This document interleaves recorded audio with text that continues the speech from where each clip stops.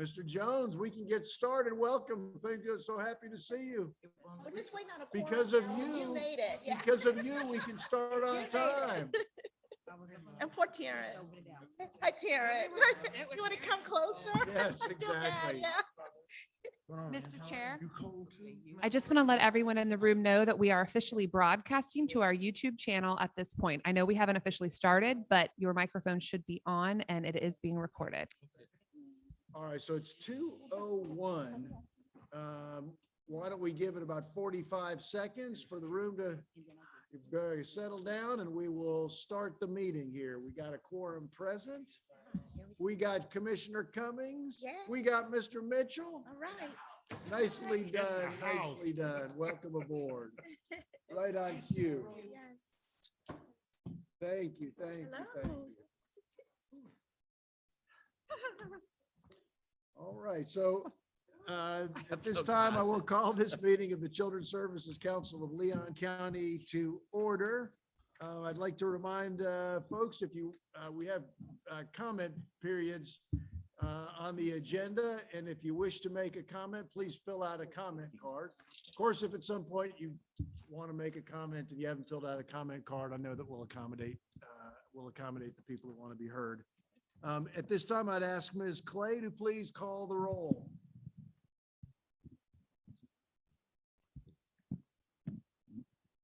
Daryl Jones, Here. Carmen Carner, Rocky Hannah, Here.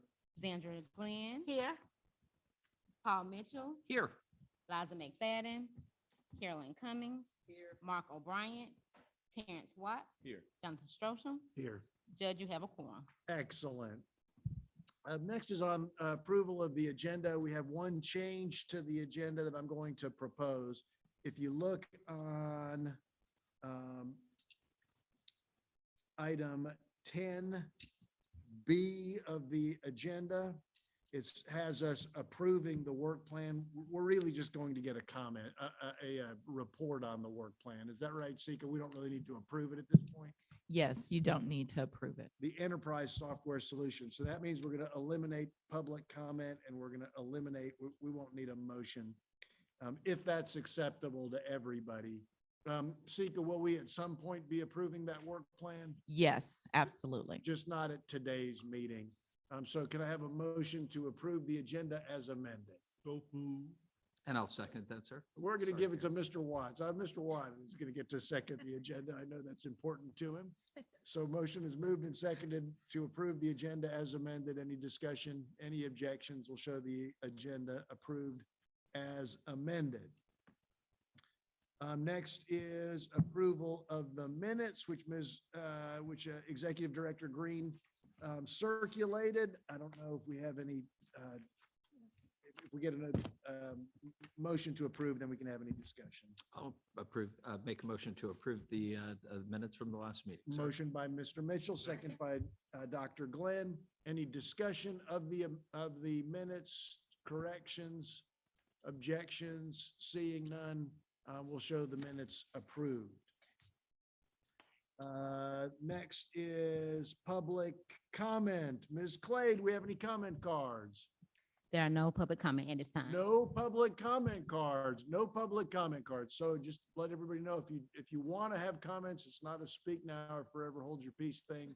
If you want to fill out a comment card now that you know that you have to fill one out, feel free to do so. We'll take you up when you're ready. Next is Executive Director's Report. Ms. Green, you are recognized for the Executive Director's Report. Thank you so much, Judge Shostrom. First of all, good afternoon, everyone. It's good to see you, and thanks again for your commitment to the council. So I do have a few items to run through. First is on the community conversations.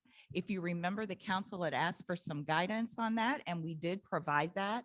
So if you go to, I believe it's page 9,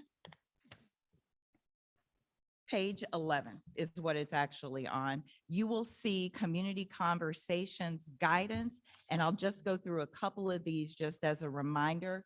You should have gotten the Eventbrite notices and responded to those for the events that you will attend. And if you look at the slide that is up, Ms. McPhail is running through that, and we have noted the council members who have RSVP'd for the specific events.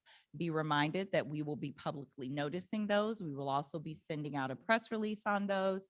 If for some reason you find that you RSVP'd and cannot attend, just let us know as soon as possible so that we can be sure to announce that at the event. Conversely, if you didn't RSVP and you decide you can attend, let us know as soon as possible and we will be sure to notice that on site.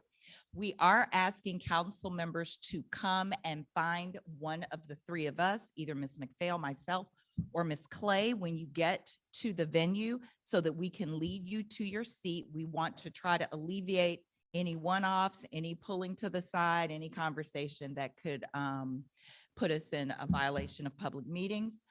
You will have a chance after your introduction to give very brief, and I do have in here very brief opening comments, and then we will have a directed conversation with the public that is there. Toward the end, we will again ask you to give brief closing comments, and then we will ask our council members to exit first. When you exit, head directly to your vehicles. Remember not to talk to each other because you don't want to have any appearance of any impropriety there, and then we will handle closing the events out. Are there any questions? Yes, ma'am. So thank you for sending this, and I appreciate it. You said that it will be a directed conversation and that you would be moderating it. What are you asking them? We will be looking at some of the information that is gleaned from the needs assessment at this time, and then just allowing them to talk and say what it is they would like to say directly to the council members that are there. Let me also say that if someone gives a comment, for example, they may say, you know, we really need more after-school programming in my neighborhood. If a council member wants to say, could you explain a little bit more? That is absolutely fine. What we don't want to get into is any kind of them asking you questions and you trying to answer, or a situation where two council members are talking to each other about whether it's a good idea or a bad idea. So we will be running the event in that manner. We are not trying to direct what they say. We are simply offering some prompts. And we're still trying to finalize what those prompts are. Once we do that, we will provide that to you, but some prompts to start that conversation so that it's not just open up the mic and anybody who wants to come. That was And- my question. So there will be some information that you share with them, and then you lead open discussion questions. Okay, just wanted. Absolutely. We'll start with giving them a little more information on the CSC, because we do know that there are still people that do not understand the role of the CSC, what it is that we're trying to accomplish, how we've gone about our work. We may do an abbreviated theory of change so that they kind of understand where we are and where we're going, and then open it up for any comments. I will say, I believe, Ms. McPhail, we've gotten some responses already. Yeah, for those that are going to attend. We do want to keep social distancing in mind, so we don't expect to have huge crowds, but definitely a representative amount that I think goes to what you all as the council want to see as far as citizen input. Holly, curious, what kind of response? I mean, are in terms of numbers of people that are RSVPing? So it depends upon the official RSVPs were at the request of if you need childcare. So those numbers are still quite low. Okay. But some of them, it's kind of an open, you can come but the message that has gone out to them is you can show up, but if you need childcare, you have to RSVP in advance. And I know that there's 4. One of the sessions is being done for youth only, and that's next Thursday.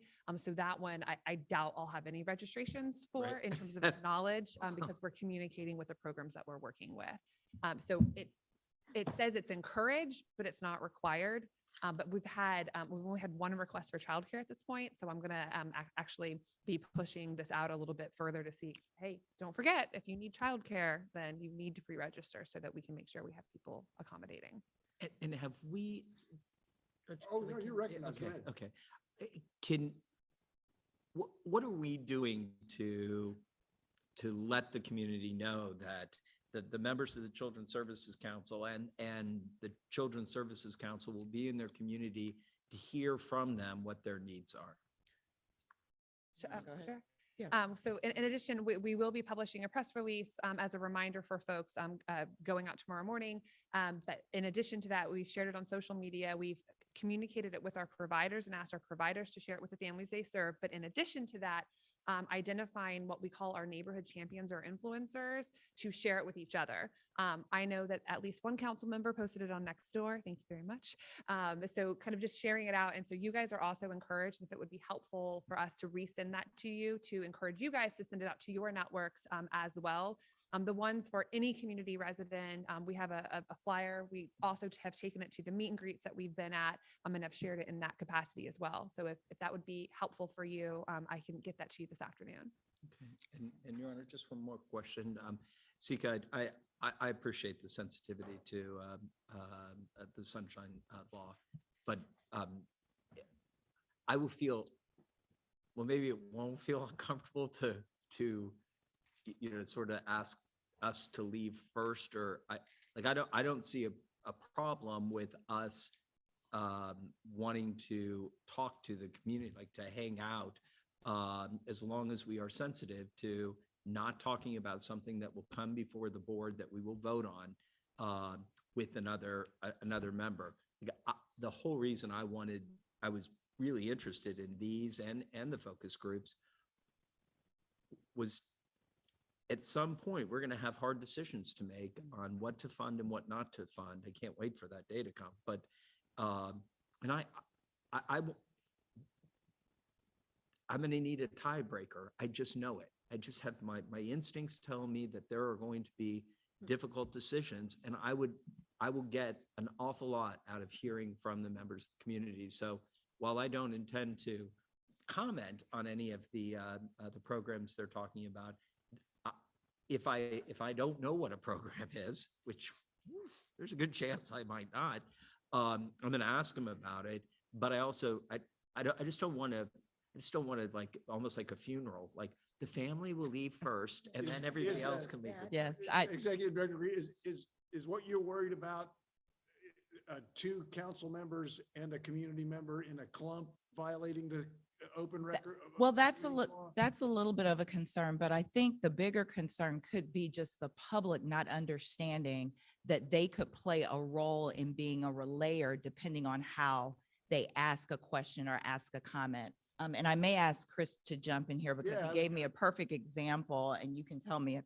So for example, Citizen A talks to Councilmember Hannah about an issue. Councilmember Hannah tells them how he feels Oh, about I the was wondering. issue, and then goes to Councilmember Mitchell and says, well, Rocky Hannah says he's not going to support that. What are you going to do?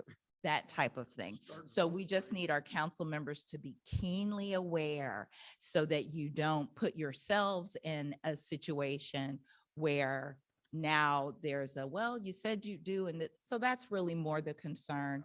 I definitely don't want it to look like a repass or a funeral by no means. That's a perfect, I think, analogy.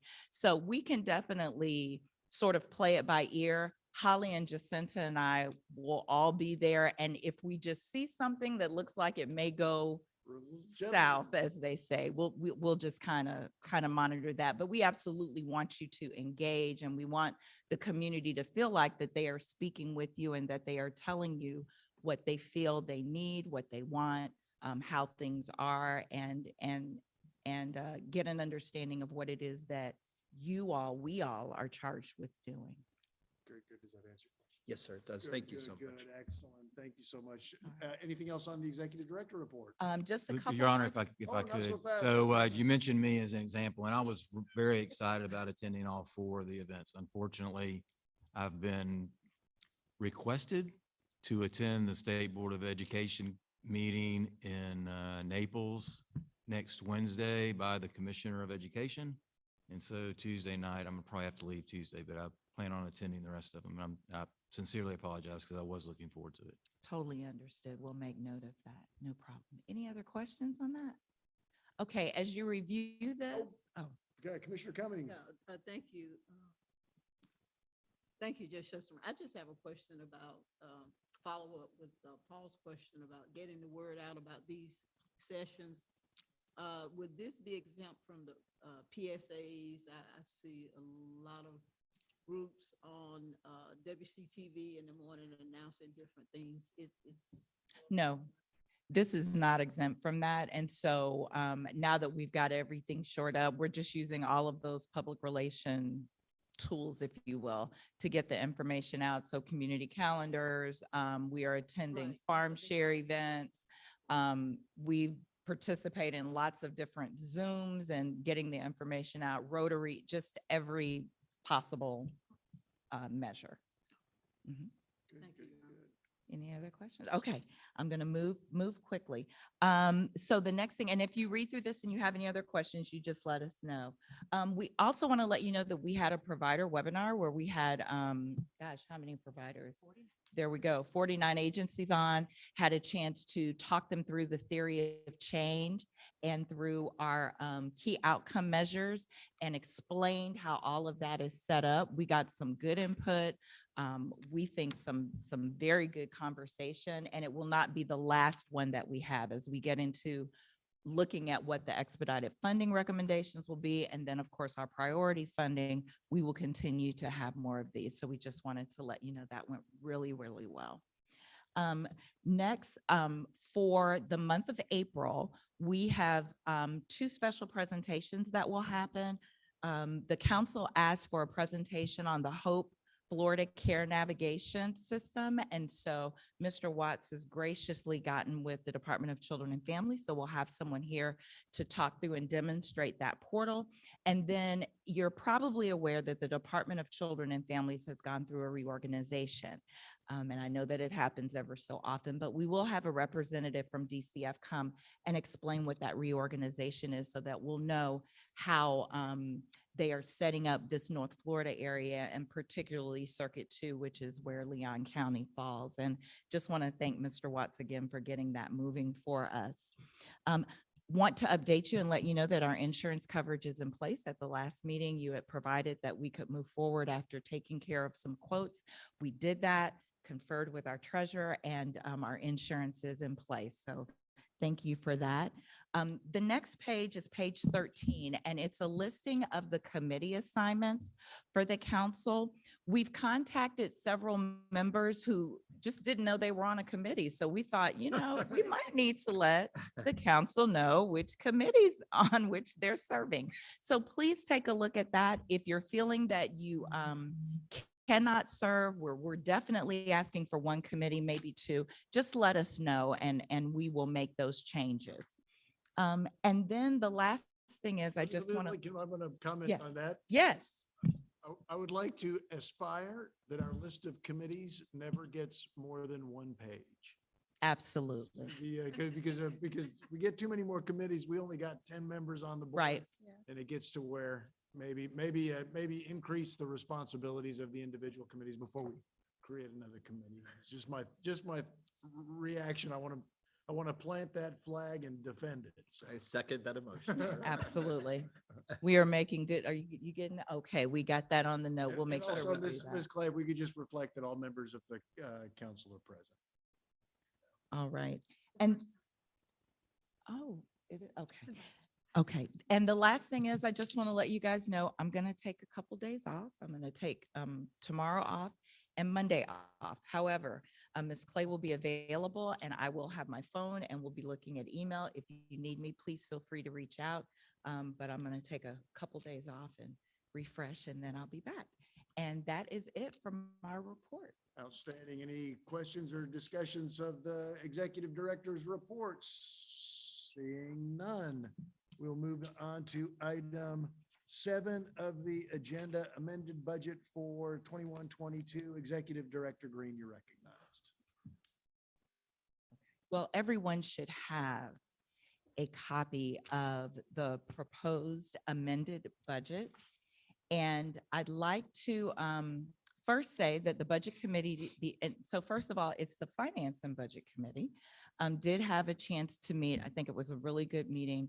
Mr. Mitchell, I don't know if you want to give any highlights of that, or if you just allow me to do that. I think you're on a roll. Okay, perfect. But had, I think, a very good meeting in the Tallahassee room of City Hall, really talking about what we can feasibly do in this year, again, agreeing that the needs assessment is really going to inform what the expedited funding amount will be, and then what that priority funding amount will be. Had good conversations on the infrastructure and the admin cost for setting the council up, if you will.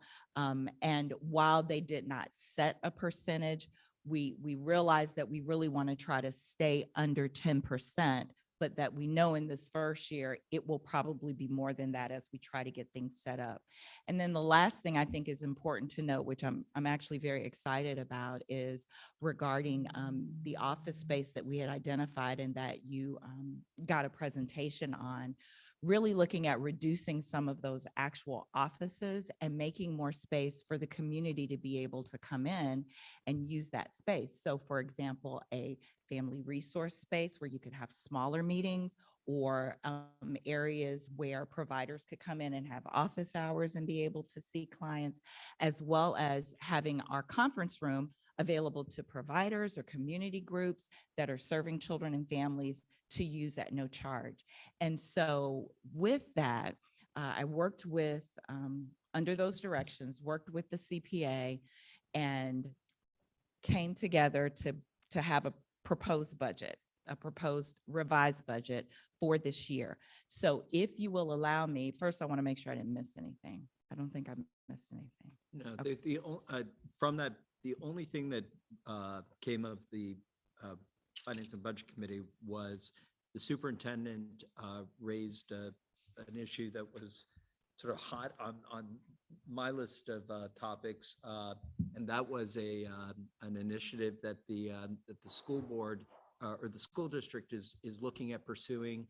That was something that I was hoping we could talk about, and that is a program where for new mothers and finding a way to get to new mothers as quickly as possible. So that's the only kind of substantive thing that came out of that meeting that you didn't just mention. Yes, and so with that, we, through the Program Services Committee, we're actually in partnership with Early Learning Leon. I think Brooke is here. I think I saw Brooke somewhere.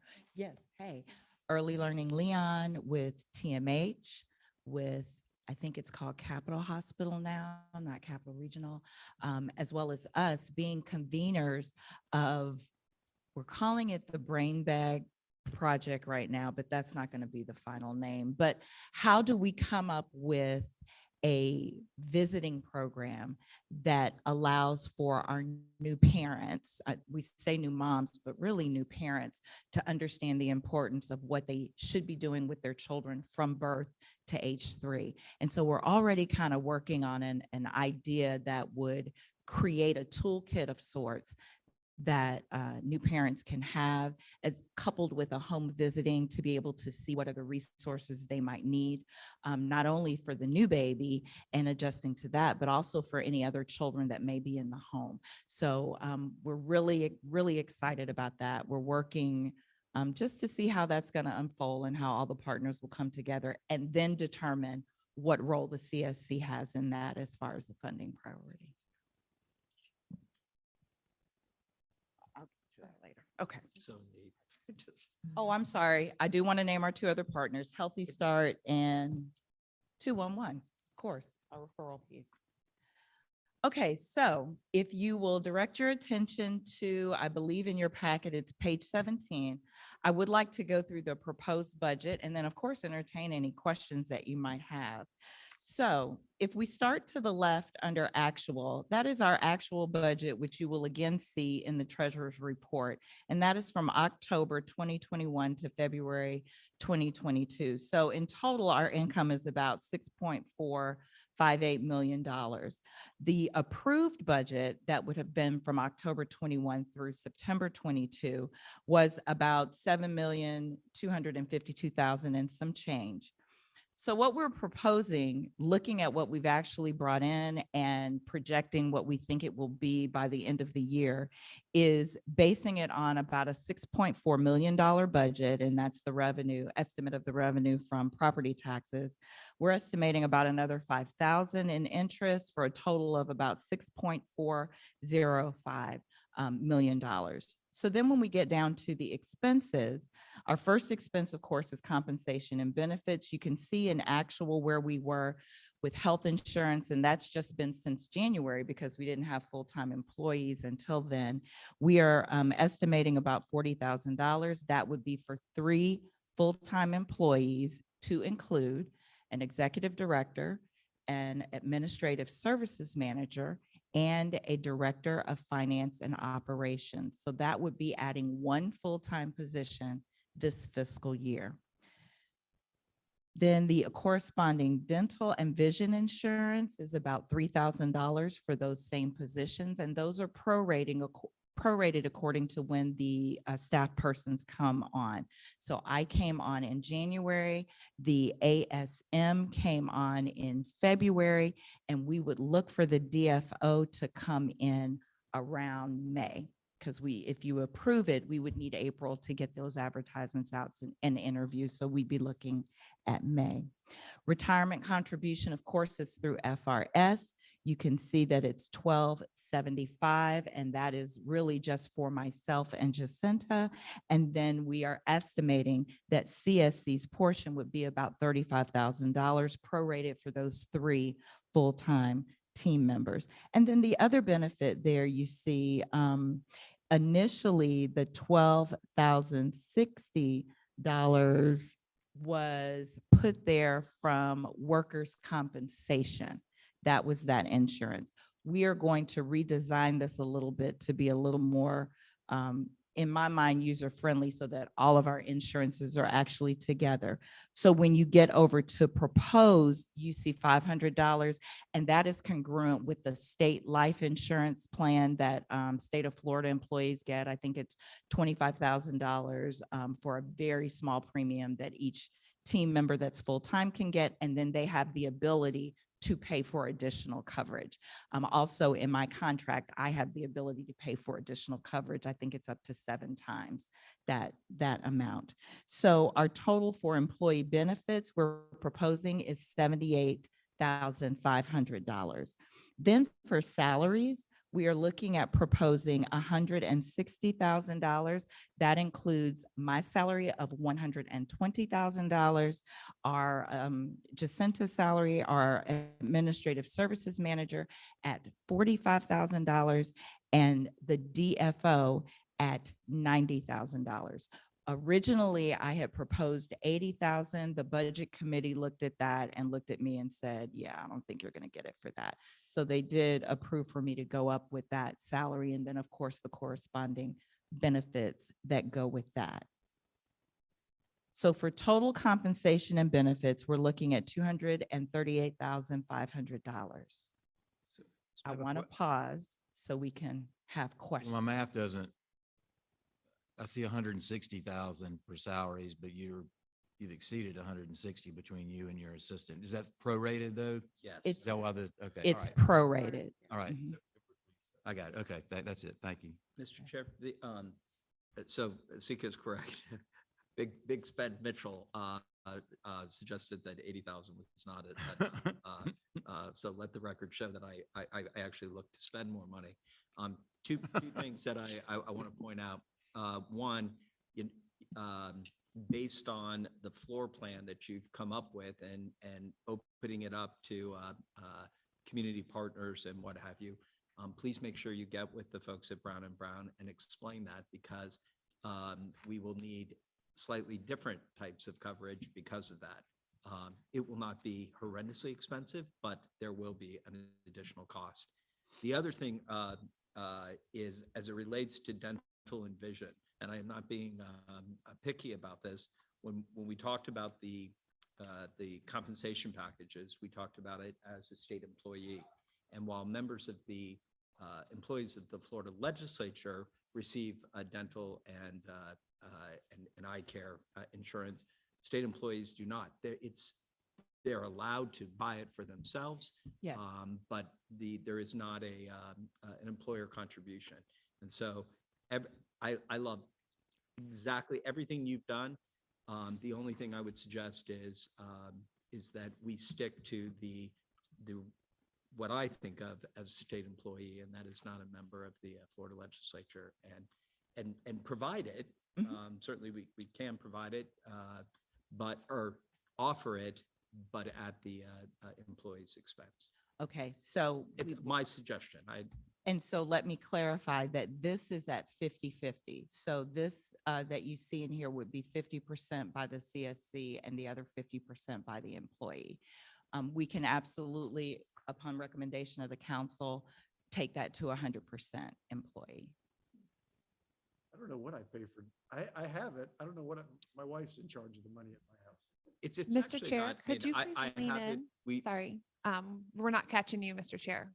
What's that? We're In not the catching you on the microphone. We microphone. need you It's to, probably for the best.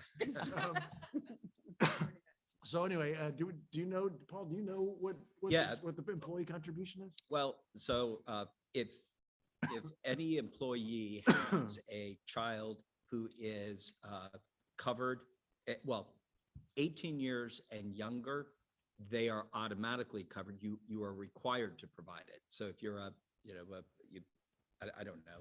I don't know how old your children are. I think they're, let's just say you had a 10-year-old. We would be required, as an employer, we would be required to provide dental insurance for your 10-year-old. Having said that, I think I pay,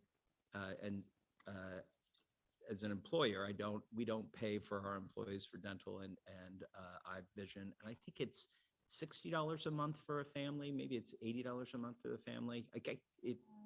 It's in that ballpark. And it's a fairly comprehensive plan. Anyhow, it's about that. I think it's about 60 or 70, maybe $80 a month. so we would be looking at Guardian, and our employee would be $37.14 a month. Employee, a full family would be $127.97 a month. So the total, and it's just two of us right now. So that total premium is $164. They priced it out at 50% CSC and 50% would be employee. And that's what's reflected in here. But of course, we can adjust that. So what I'm going to propose that I do, I'll make a note of that at the end. We'll get through the whole budget, and then we'll either have a motion to approve the budget as written or the budget as amended, and we'll do it that way. So go ahead, Ms. Green, you're recognized. Okay. So moving on to other expenses. So accounting fees, we currently have spent through February, 5,200 and some change. We are estimating about 18,000, and I believe the contract was approved to up to 50,000. So we're looking good there. For audiovisual, that is for use of this room. We only pay the audiovisual. That being said, our administrative services manager is looking into other options, so that we are just being good stewards of the funding we have and timing and all of that. But if for some reason we're not able to do that, we'd be looking at $6,750 for the rest of the fiscal year. Our general counsel, you will see two lines there. The first line, and I see Mr. Mitchell looking at that bottle of water. He can't see it. He don't doesn't have have my his reading glasses glasses. on. I The- was trying to say. Good, I'm glad he Is it can't. you? So the general counsel line, you will see that there is a budget of 50,000, but that there is nothing in the actual. And then when you go down, you'll see general counsel 1099, and then you'll see an amount there. The reason is because our accountant realized we needed to issue a 1099 for our general counsel, and so we added that line. So we're estimating about 80,000 for general counsel services for the year. Now, the budget was up to $50,000 for that. And I'll just tell you, we use the general counsel a lot. We ask every possible question. They are allowing us to be in their space once a week because we don't have a place to gather. So if you approve this budget, you will be approving $30,000 over that. I expect that in the next fiscal year, we may not be there, but I just don't know. So just keep that in mind and put a pin there. So if we need to have a discussion about And there were that. so many complicated, I mean, we did trim, we did so many complicated things for the very first time in the organization. I think we can probably anticipate maybe as we have fewer questions to ask, because they've answered so many of them, maybe in the future, the expense will reduce, but I don't know, my feeling about it. Dr. Glenn? So the $80,000, is that just for the council's time, or is that for time and space rental? It's just for time. Just time? Yeah. Okay, all right, We're not, okay. they're not charging us to be, and they let us come whenever we want Okay, to. just making sure. Yeah. And they, Just so they you don't know, charge. just in case anybody is looking for space downtown and they're associated with the Children's Services Council, you are absolutely welcome to use our conference room. Not to say that the legal services team is not fantastic, but no cost. Just We appreciate. on the house that. kind of thing. Thank you. No, that is not. I said specific to the CSC. Specific to the CSC. We're gonna need to call our insurance agent and let them know that there's community. So we'll move on to the next line item, which is the interim administrator. We are at 60, that's a lot of sixes, 64. And as you know, that contract has expired. It is done. So that is the finite amount for that. And we will not have that line item moving into the next fiscal year. And then our next contract is our program specialist. And it used to be the interim operations manager. We are proposing to keep that position as a special projects manager through December 31st at the same compensation. So that would be $60,000 for this fiscal year. So that would be ending in September, and then we would go through the end of December. Because if you approve, we'll be bringing on a director of finance and operations. So many of those RFP related, programming related, will be transitioning over to that position by the first of the year. All right, so then our total, yes. May I just? Please, No, Mr. Cummings. just for clarification, so the program specialist and an admin position now, that's Holly, right? Yes. Okay. Mhm. So we're, the three positions that you propose as permanent positions, Mhm. that third one will absorb what she's doing. Yes. So she could very well apply for it. Or she'll. It'd be great if she may applied. I move mean, right she, into it. she could apply for it, or to be Okay. very, Okay. she could determine she wants to apply for that, of course, or anyone once we advertise it. And then to be very transparent as we move into that next fiscal year, we also need to be looking at branding. There may be some other contract services that we decide when the budget committee meets that we want, and we would issue an RFP for that, and Holly could be the person, Winwood could be the person, or another organization could be the person, but that's the thought. So that I'm sure that when you say 60,000, you mean 60,000 through the calendar year, not the fiscal year.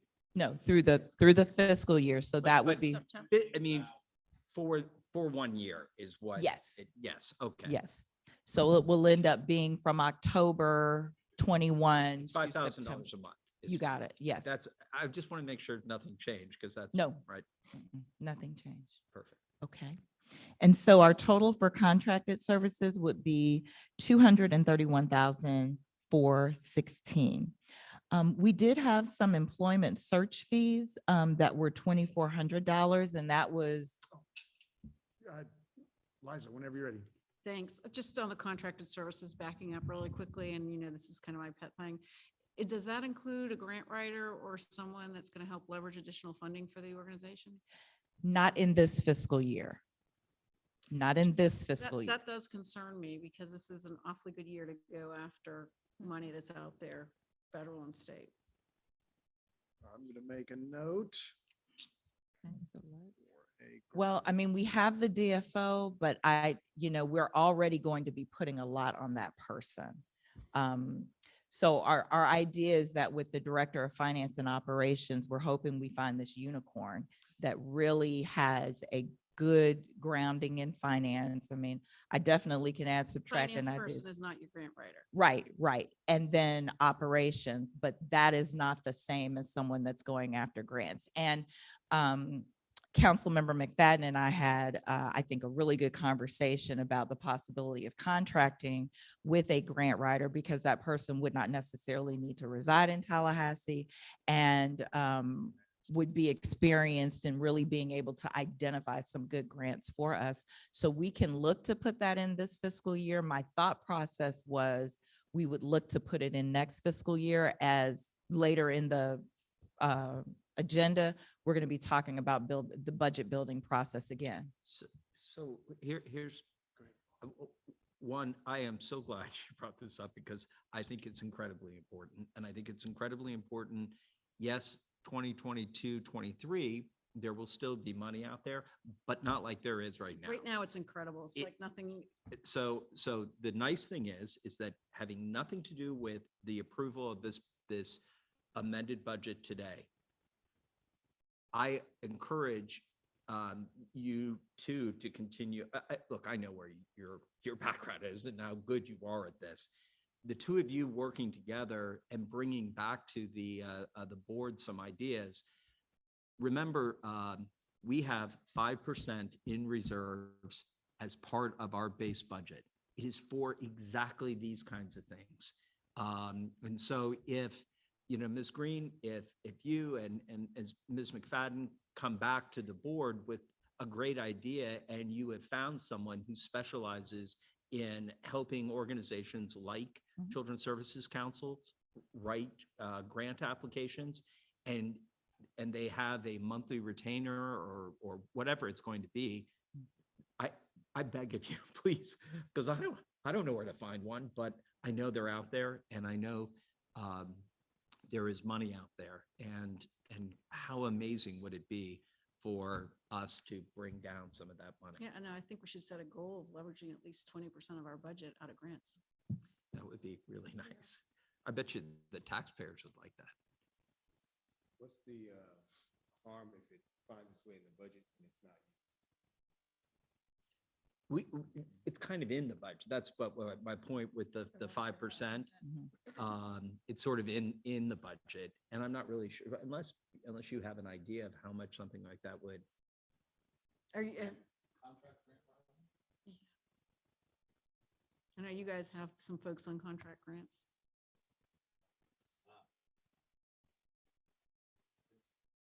Right. Well, so I guess what I'm saying, I know we have the money in this current fiscal year. One in reserves and two, one in reserves, period. And I think it's a fantastic idea. So maybe if the three of you get. Sure, go ahead. Could we ask someone with what grant opportunities are out there, and then once we identify what those are, then we can modify, take a pitch to get contract. Why is notice for that? Hire a grant writer to look for the opportunities, or decide opportunities and hire. You can do both.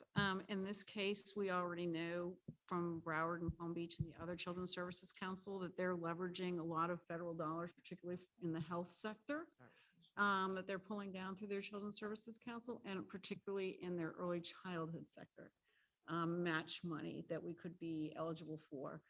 That would impact our budget potentially in the future, not necessarily this year, but to get some of those dollars, a lot of times you have to put up certain dollars. So those are the kinds of conversations we need to make. And you're right, we can either do it by retainer, and it's probably going to be, I'm guessing, 8,000 to 10,000 a month, or better yet, it's great to get somebody on salary if they'll take it on full time, but that's really challenging to find somebody that's really excellent that will take it on. Would you would you be more comfortable asking, amending the budget to put in a $50,000, I'm trying to do math in my head, which is to put in a $50,000 line item for a grant writer, or would you be more I would comfortable? like it under the consulting, because I think you're gonna find, I mean, you can always move it from the consulting to Yeah, the yeah, that's what I salary, mean, that's but what I I think you're gonna end up with a consultant. But do you think a $50,000 line, or do you think leaving it as part of, as giving staff direction that that's what, that we would consider that an appropriate expenditure of reserves? I think it's safer for you all to move it to the consulting line, because then your backup, I think, was for emergency use, and they takes that out of emergency and sort of puts it forward in the budget. All right. So I'm going to make a note here Mhm. under So it's contract services. under is- contract Correct. services. And do you think through through September of 2022, $50,000, something like that is an appropriate number? Yeah. Yeah, that's Good start. $10,000 a month. Yeah. Or we could All right. look, Mr. Chair. Of course, Mr. Jones. Or we could look to our already existing Children's Services Council and find out what method by which they do the leveraging that you have described. Is it through consultancy? Is it through contract services? Is it through employees? The good part about it, much of what you described last month, when you talked about how you were doing the framework of your team, you saw examples and already existed. So if there's, so we're not reinventing the wheel here, as you've described. Let's find out how they're doing it and replicate the same. Absolutely, and that was going to be my next comment. As members of fact, we can get with our other sister CSCs, see what they're doing. I know that they definitely have grants and specific employees that are working on that particular grant that work with them. So we can do that. I have made a note, though, to add in for contract services, $50,000. And I'd like to, if it's okay, go ahead and earmark that to grant writing so that it is very clear in our budget. And then I guess if it ends up going over that, we've got reserves that we can come back to you and ask for approval to use some pieces out of that. And so I have made that note if that is So, good. Liza, go ahead. And just one point, Mr. Jones' point is excellent.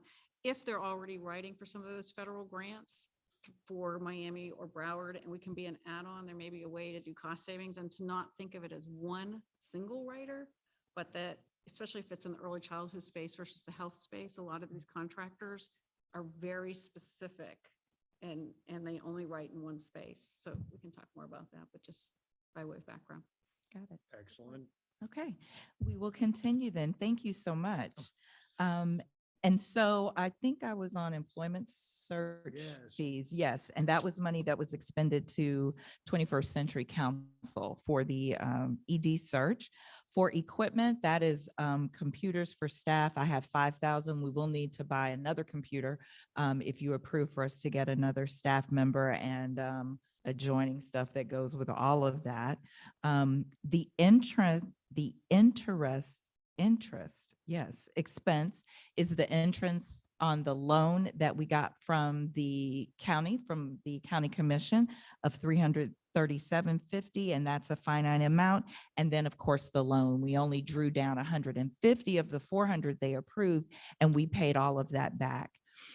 Under miscellaneous expenses for awards and recognition, we just put 400 in there in case we need to do some recognitions. Capacity building and technical assistance, an example of which was our provider forum we had, which at this point didn't cost us anything. We have 5,000 in there, and that is carried over from the approved budget from earlier. We have for our communications, 4,500, that's carried over from the approved budget. When you look at cellular, which we haven't even dealt with on the staff side at all. We just been doing what we need to do, but that is where that would happen. Our community awareness and engagement, we brought over the same 1,000 from the budget previous. Dues and subscriptions, so we are going to join the 3 chambers. And so we bringing that over from the budget previous. Okay, so furniture. Yes. So if we move forward with an office, we are able to use the state contract, and the quote that we got was just under $31,000. It was funny because at the budget meeting, Mr. Mitchell just out of the blue said, and I think the furniture is going to cost $100,000. I said, guess what? We got a quote for 30. So it's about $30,000, but we would have a kitchen there. We'd need to outfit that with refrigerator, microwave, water machine and all of that. So this covers all of that to be able to outfit the rental space. Our insurances, you see there, 9,000, and that's all of our insurances. And I have made a note that if we move forward with the rental space, we'll need to get that adjusted properly for the reconfiguration. We've got 2,000 for our IT hardware. Our web services, we didn't put anything in because that's going to go under our IT hardware. We have our licenses and fees, which we've got DEO that was in there. And then I think once we get in office, we have to have certain licenses there. For question? Okay. For miscellaneous expense, which were just contingencies that we don't know where they would fall, we upped it by another 500 just to be on the safe side. For occupancy, which includes rent, utilities, janitorial, all of that, it would be about $27,000. Remember that if we go with the space we've identified, it is all inclusive, so we don't pay anything else. This is prorated to start as of July 1. I think is what we decided, because it would take them about 8 weeks to do a build out. And so we probably wouldn't occupy until around July. Office supplies, we are at about $3,000, and that's general office supplies. Payroll processing, we currently use Paychecks, and now that we hopefully will be moving toward 3 full-time employees, we would like to have the HR portion managed by them as well. So we will give them all of our policies. They will keep us up on any trainings we need to do and manage all of that. That can be on a month-to-month basis. And once we get where we feel like we can manage it and our administrative services manager can handle it, then we can drop those services back down to payroll only. Postage, we estimating $500. Copying, we do make copies for all of our meetings. We're guesstimating about $1,000 for that. Legal advertisement. Now you'll see that we're only at about $17.25 for that. I believe the Florida Administrative Weekly is now online. So we've got it online. That is true, but we still have certain. But we things still have to certain publish things we have to in Gannett. publish. So Yep. we want to make And sure that there's- we are adhering to all of our notices, and we are moving that over from the previous budget. Under research, that is a finite amount, 2640.01, and that was for some information that was acquired during the executive search process. So that's finite. The software, we have 2,000, and that's for 3 staff persons. We want to make sure we've got our Office 365, our Adobe Suite subscriptions, and they've moved all of that cloud-based. So it's a monthly subscription. So that's what that would be. Then we get to sponsorships. So we have already expended $500 as a sponsorship for Children's Week. And we know that the Summit on Children, which is germane to Leon County, is coming up. I believe it very important for us to be a sponsor on that, because I think this council was one of the things that may have come out of that when it started many years ago. We are not sure what that's going to look like yet, so we just put $1,000 in for that. Then we get to travel and meetings. So under conferences, conventions, and meetings, we have 7,000 estimated. I have been asked to apply for Leadership Tallahassee, so that is included in that. The Chamber Annual Conference is coming up in August, and the registration for that is about $900. So that is included in there. And then FACT is going back to in-person meetings and conferences. So we just estimated an amount there. The travel corresponds with associated mileage and travel and lodging expenses, which gets us to a total of about $12,000. Under workers' comp, you see in the current budget year to date, you see $1,600, and you don't see anything moving in the proposed. That's because we've moved it up to the insurances piece. So that's why you won't see that there. The needs assessment you approved for $310, so that is reflected there. Payroll taxes is estimated for 3 full-time staff persons, prorated $12,750. For program and financial software, that's our ESS solution. That's our enterprise solution software. 150 was earmarked in the previous budget, so that is there. And then for our reserves and community grants, we're looking at $5,170,155.86 for a total budget of $6.405 million.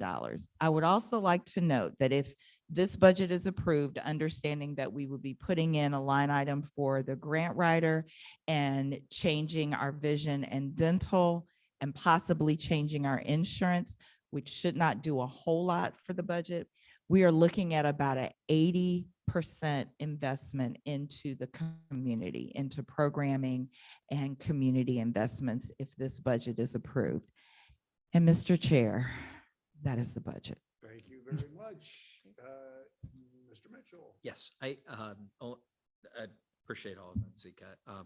One comment I would make, and I mentioned this at the budget committee. Zika had mentioned that she had been invited to join the Leadership Tallahassee class. My comment was, join it. I think you could teach it, and I'm not really sure that that's again. I'm not trying to be so picky, but I'm just not sure that the Children's Services Council should pay the Tallahassee Chamber so that you can attend a very worthwhile. I mean, I think it's an amazing program, but I don't think that the Children's Service Council gets more out of you. In fact, we lose some time out of you, and that we gain anything in the community. So that's just my feeling, and I appreciate being able to say that. My only nervousness about Leadership Tallahassee is I worry that you're taking on too much. I think it's a great thing for you to do. I think it's a great thing for us to support. I think that all of the connections are wonderful. I just worry about you burning the candle at both ends. I know you're a grown person. You don't need my advice, but it just seems like an awful lot additional to take on. But if you want to do it, I disagree. I think with Mr. Mitchell, I do think that the council will get a lot out of it, but I worry about you taking on too much. Yes, Ms. Connor. Ms. Connor. Can you please use We your need you to- microphone? Is it on?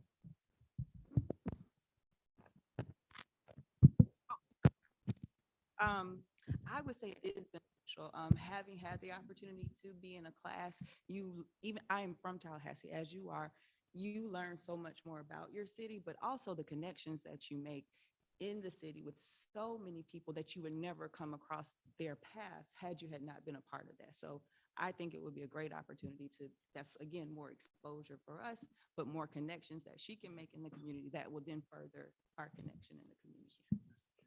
Mr. Jones, you're recognized. My only concern is that Could you turn on your microphone? Sorry. my microphone isn't on. Or talking to it. All right. Thank you. Can you get me? No problem. My only concern regarding this or any other particular expenditure, once the budget is approved, will we be taking time in the course of our meetings to make decisions about every expenditure? If we pass a budget for travel, we make a determination about the investment in sponsorships, will these rise to questions to be considered by the board? That's my only concern. I am also a graduate of Leadership Tallahassee, the greatest class ever, class 20, class that founded Youth Leadership Tallahassee, I might also add. But again, and I see the benefit in it too, but again, that's my concern about this kind of conversation about individual expenditures regarding our budget.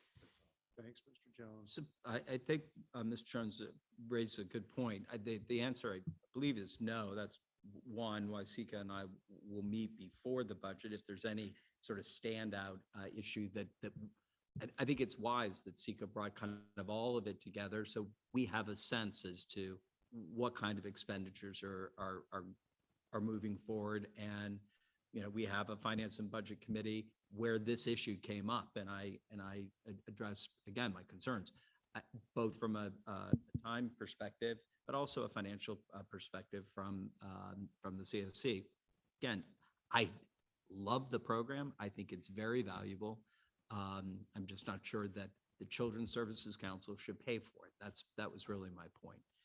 But on an annual basis and on a monthly basis, you won't be, okay. So we'd like to approval for $108 for postage this month. I think what Seek is trying to do is give you a full year to look at and give you a flavor, which I appreciate. I do. All right, yeah, yes, sir, Mr. O'Brien. Go ahead. Dr. Glenn. Thank you. Okay, I just want to go on the record. First of all, thank you for going through this, through everything. I do not have a say about whether or not you attend the Leadership Council or not, but I do believe that as a council, the least we could do is pay for half of their dental and vision insurance. I mean, I need her eyes to work. I'm sorry, for her to do this work. And I understand what you're saying, but Dr. Klein, I just think- if you compare what we have given to our employees versus what Superintendent Hannah gives to his employees, I promise you, the package we put together is so attractive. And I mean, really, at the end of the day, I don't care that much. But when we had this discussion up front, we said, like a state employee, and I remember Mr. Hannah said, how much do, like an employee of the Leon County or an employee of the school district, they have to pay a lot more, I promise. So it's not me being so, penny wise and pound foolish, and I want her eyes to work as well. Right. But she doesn't work for Leon County School Boards. I mean, I totally get that. My husband does. Right. So I'm covered by that. So I totally understand what those limitations are. Gonna roll Yeah. over you, Superintendent. I'm just saying, no, I mean, but I understand and I value what you're saying, but I honestly, I mean, I just out of the amount of work that, and I don't want to argue about it. I just, as I listened to that conversation, I thought the least we could do is pay for 50% of their dental and vision coverage. And I don't think that's unreasonable. Fair If enough. I- Superintendent Hannah, you're recognized. Thank you, Your Honor. Two comments. One, Ms. Connor has participated in Leadership Tallahassee. I think Dr. Smith, there've been a number of our employees that have.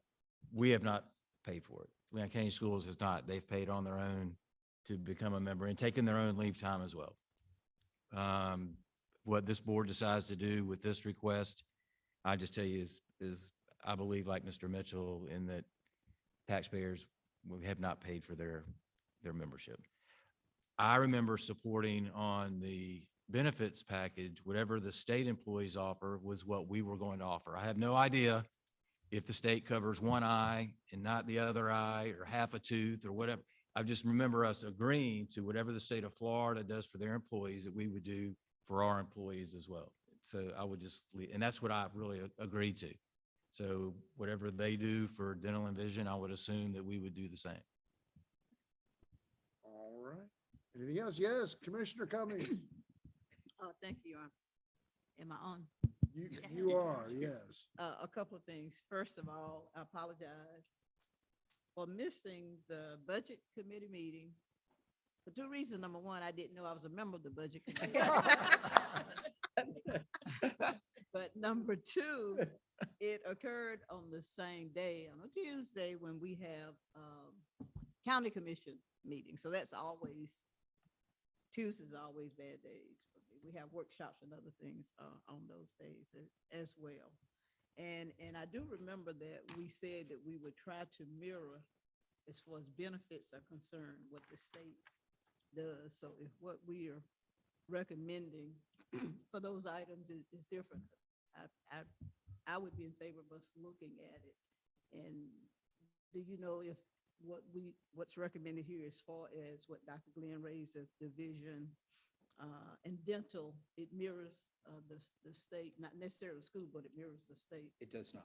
Oh, it that's does what- not? No, that was my, the point that I was making is when, and Dr. Glenn, I know you're not trying to be argumentative but when you say the least we can do, my point to you is the least we can do is pay the most attractive health coverage for our employees, which is what we did. And that is what state employees get. And that's what we offered the employees of the Children's Services Council. If you are a state employee and you would like dental or eye care, it's offered to you and the employee pays it. That was my whole point. Those are typically trade-offs. In the private sector, you tend to push more of the cost to the employee. Right. Unfortunately, pay and but we offer more. Right. I wanted to go back to. I hadn't quite finished. Okay. Oh, Yeah. go ahead, Commissioner I just Cummings.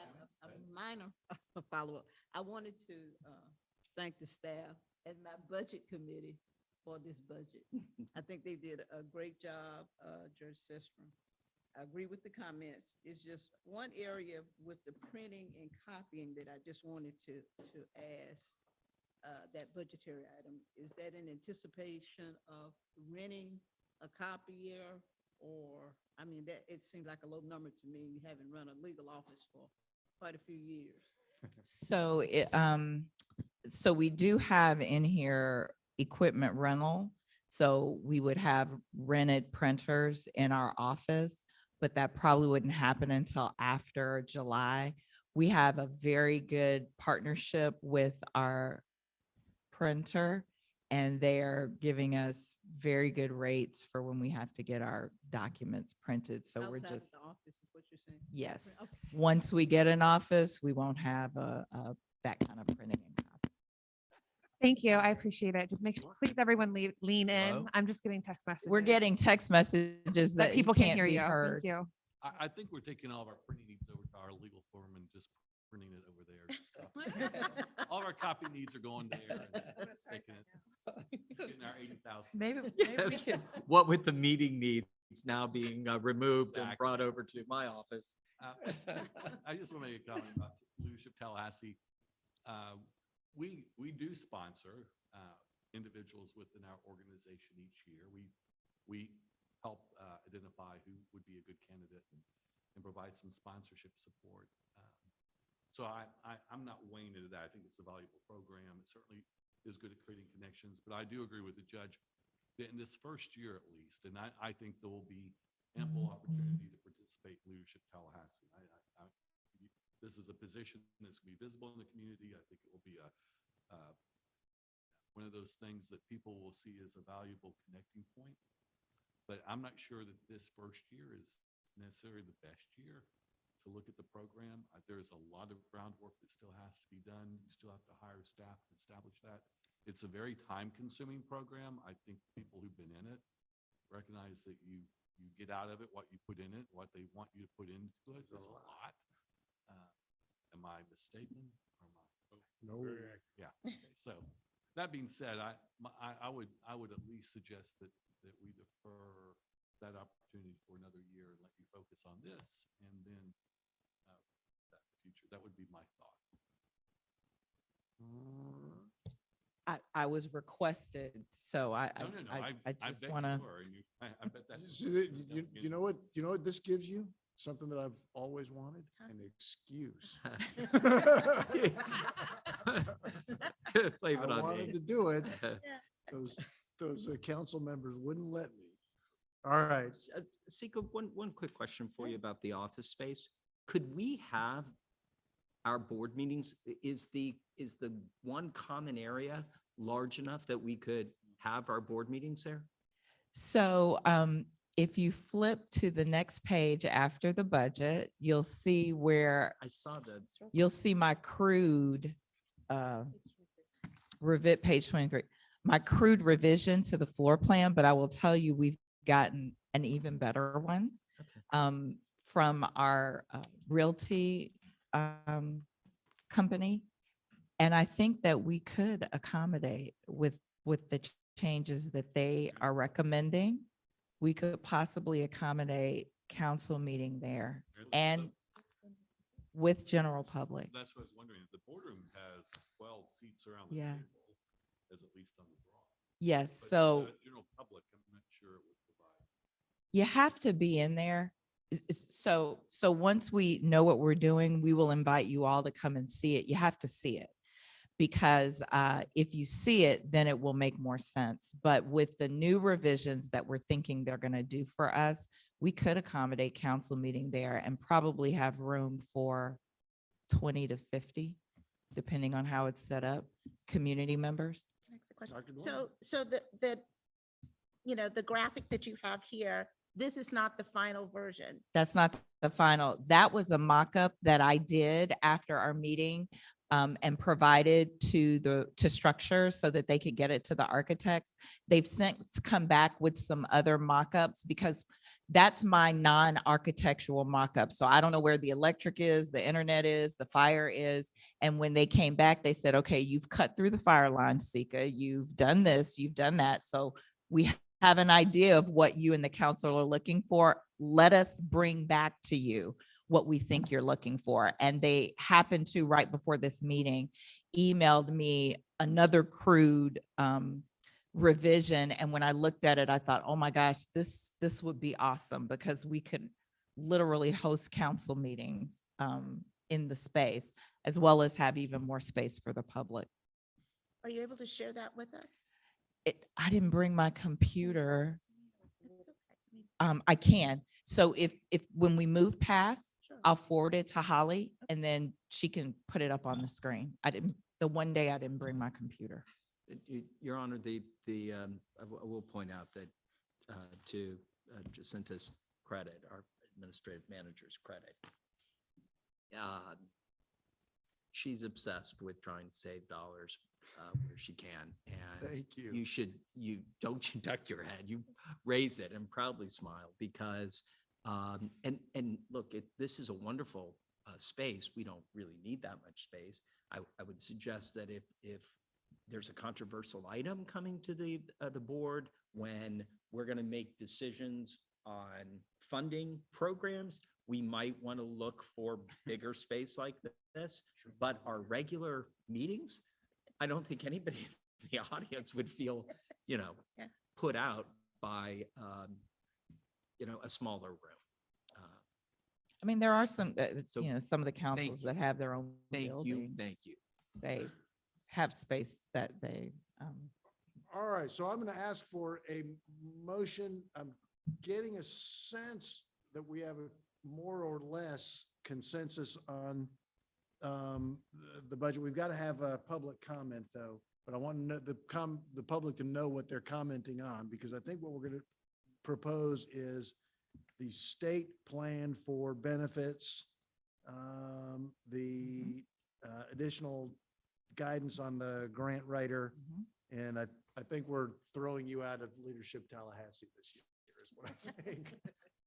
So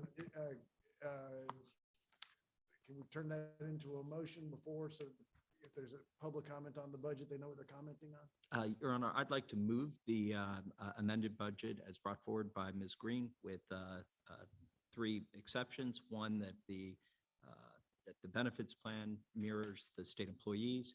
2, that we add $50,000 to the line item dealing with contracted services. And I'll leave it at that. The Leadership Tallahassee, you can leave that budget item alone, just. Right. got it. All right, fair enough. So there's a motion. Is there a second? I'll second the motion. Excellent. Any discussion among the committee members? Any public comment on the budget? Public comment on the budget. There's no public comment, Your Honor. All right, all right. I'm just trying to make sure they're awake. All right, very good, excellent. Any objections to the budget as proposed and amended? We'll show the budget approved as amended. Excellent. Thank you. You are welcome. Thank you. And that brings us to budget development and trim hearings schedule. Did we just do this? Yes, you did. Ms. Green. However, part of my job is to make sure that we are very prepared for our next budget cycle. So I wanted to provide to you on page 21, the budgeting timeline that we used last year. I want to emphasize that this is last year. So that you are aware that, yes, it's coming up again. We're about to finish the third quarter of the second quarter of our fiscal year. So this is so that you have this. It is for reference purposes only. Just some notes that the property appraiser has confirmed that the estimations should be released in May or June of this year. They expect that the firm valuation will be by July 1. And, we use that as we go into trim hearings. And then we will develop a draft schedule for the April governing meeting for you to review. And then we'll do a final schedule that will be approved in May. Very good. Any discussion? Excellent. Thank you so much, Executive Director Green. Now we're going to move on to item 9, special presentation, Social Cohesion Bridge Builder Project. Liz Joyner of the Village Square. Yes, so Liz Joyner has joined us to do a brief presentation on the SCIM Bridge Builder Project. I want to thank Councilmember McFadden for introducing me to Liz personally and the CSC to Liz in totality, because I think that us being involved in this is going to really do a good job of helping us figure out how we can take that divide and make it smaller and smaller and smaller. So Liz, we'll turn it over to you. Hey, do I have slides or? No, I was gonna say, do you want me to pull them up for you? I wasn't sure in our conversation. Yeah. It is in no, your handout. So we yeah, do you've have it got in the a couple handout. things in your package from us. The Village Square, if you're not familiar with us, is on a mission to build civic trust between people who don't look or think alike, which seems rather important right now. And we've been at that for a very long time. And what's been very interesting to us is way back when we started 15 or 16 years ago, really inspired by the fact that Tallahassee is a community that is, let's say, a 2 degree of separation hometown instead of a 6 degree of separation hometown. And actually, coming here kind of makes the point. I see so many friendly faces here. And I do think that we live in a very unique community at a time like this. When the national divisions are just coming down into the community more and more, when really what should be happening is the community connection should be welling up out of the community and making the national divisions less severe. So as we've been doing this work, now instead of a handful of organizations, there are actually over 400 organizations nationally that do bridge building work. And as we participated in that project, we started out this year sort of heading out to spread our model to other communities. We have 2 right now, Tallahassee and Fort Lauderdale. We actually stopped in our tracks because of this particular project, because it's a combination of the leaders across all of these groups putting their heads together and trying to figure out what it is we needed to do to increase social cohesion. And how do we measure it? What really works?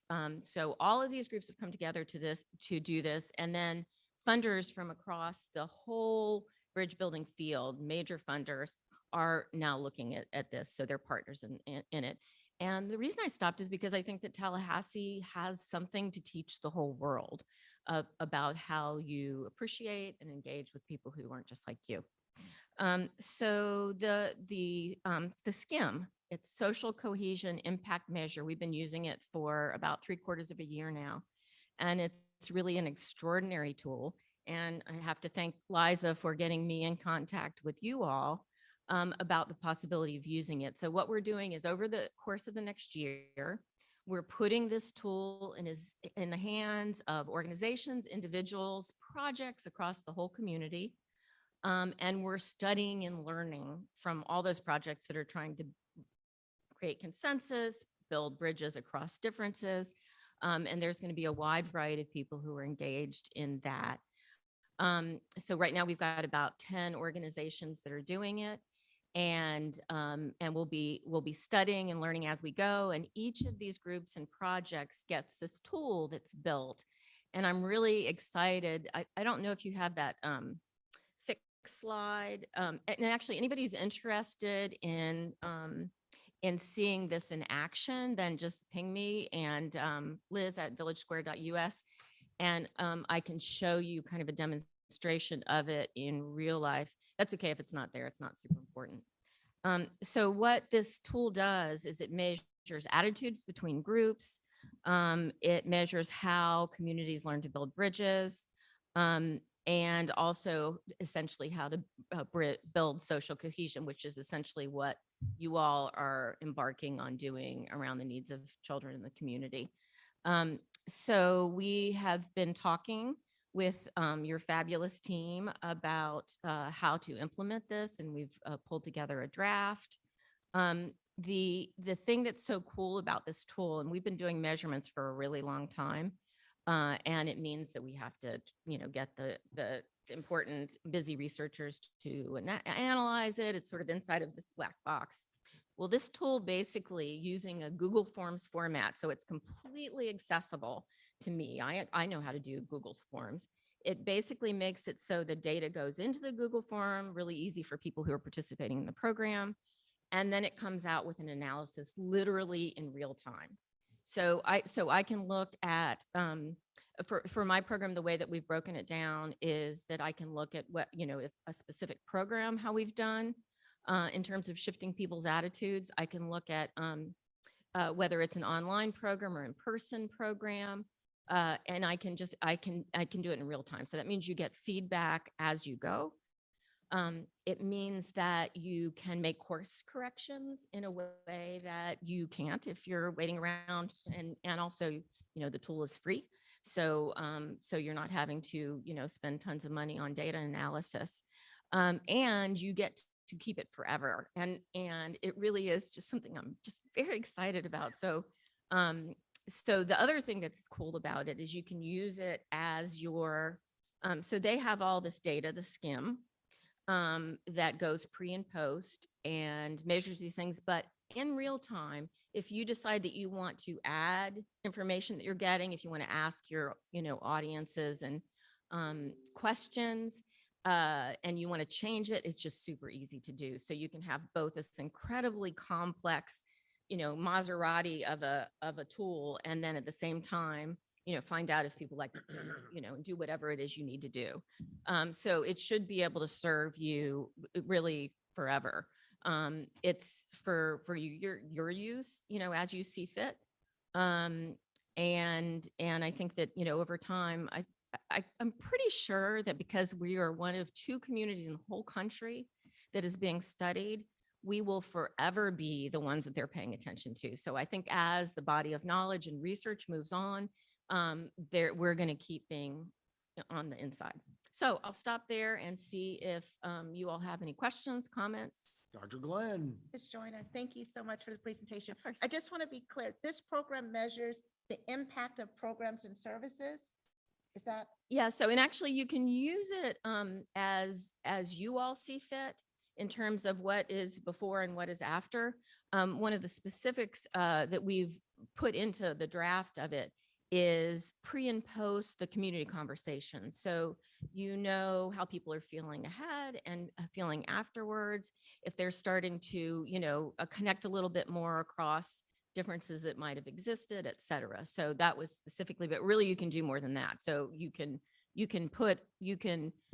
have one partner that's in, by the way, Leadership Tallahassee is one of our partners. So you can do pre and post around almost anything. You can decide that you want to see what happens over the course of a year. You can go event to event. So there's a lot of different things you can do. Mr. Chair. Oh, I'm sorry. Is there a cost associated with the utilization of this? No, because this is really the tip of the spear in this field, and we're working with the smartest of the smart, and they're wanting to learn from us. Okay, and we can customize this. Okay, Yes. just wanted to clarify. Mhm. All right, I'm sorry. Mr. Jones. I'm just curious, Ms. McFadden, with your invitation, how do you anticipate our utilizing this concept or this project? Well, it's really interesting when I'm on the board of Village Square, so I should be upfront about that, which, if you've seen their mantra, nervy bunch of liberals and conservatives that dare to talk to each other and have a good conversation. So, as I think about the focus groups we're doing, for example, and I don't know, because I haven't had the conversation, but, some of the things that could come out of it are, do people value listening to over time? Have they gained more intellectual understanding back and forth about the programs we have?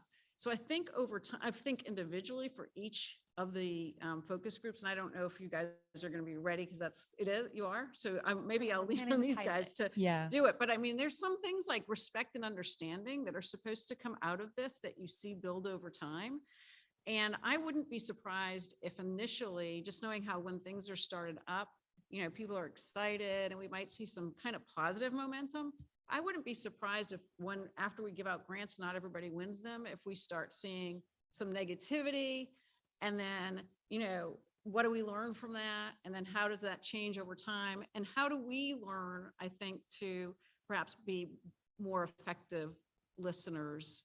And I just think the data will be amazing, but I don't know, Sika or Holly, since you're already planning, if you want to lean in. Absolutely. So when we first heard about the project, the thing that came to mind was the conversations that we were having with QQ when they were giving us anecdotal information from the focus groups with the parents and the youth, and depending on where in the county the focus group was held, the information that they were gleaning. And so after talking with Liz and seeing a presentation, what I thought was, we cannot ignore that the division that exists, not only in our country, but in our county, will impact the way that services are provided, the way that our public accesses or feels comfortable in accessing services that are provided, their trust in us, their trust in providers, and quite frankly, their trust that this council is not going to become just another bureaucracy. So with that, we thought, especially since it didn't cost us anything, and it would be all kind of based, and we could get, it would be based, internet based, and we could get real-time information and be able to customize as we move along. Why not be a part of this bridge building project to show that the CSC, number one, is nonpartisan? Children's issues should not be partisan, number one. And number two, it is important for us to listen to you so we can see what we need to do to close the divide and increase the trust and increase the work that providers do to reach out to these pockets of the community. And this would be a way for us to gauge that at minimal, what's the word? Time. So it's easy to kind of customize it and use it and get it deployed out there, since our goal is to have these conversations happen over a period of time as a part of our framework and a part of the way we do business. Thank you for clarifying. Appreciate it. Any other questions? Any other questions? Ms. Joyner, thank you so much for being here and taking the time and for doing this important work. We're thank privileged you to hear all. from. We're really excited. We've really enjoyed working with your team, and we're really excited about continuing to. Excellent. Thank you so much. All right, committees and reports. Item 10 of the agenda, Program Services Committee Needs Assessment Update. Dr. Glenn, you're recognized. Thank you very much. All right, good afternoon, everybody. This will be a brief update. So the Program Services Committee has not met since the last time we had a convening. However, we will be meeting on Thursday, April the 7th at 3 o'clock. And that's going to be a very important meeting. So I definitely want to invite the entire council to attend if your schedules will allow.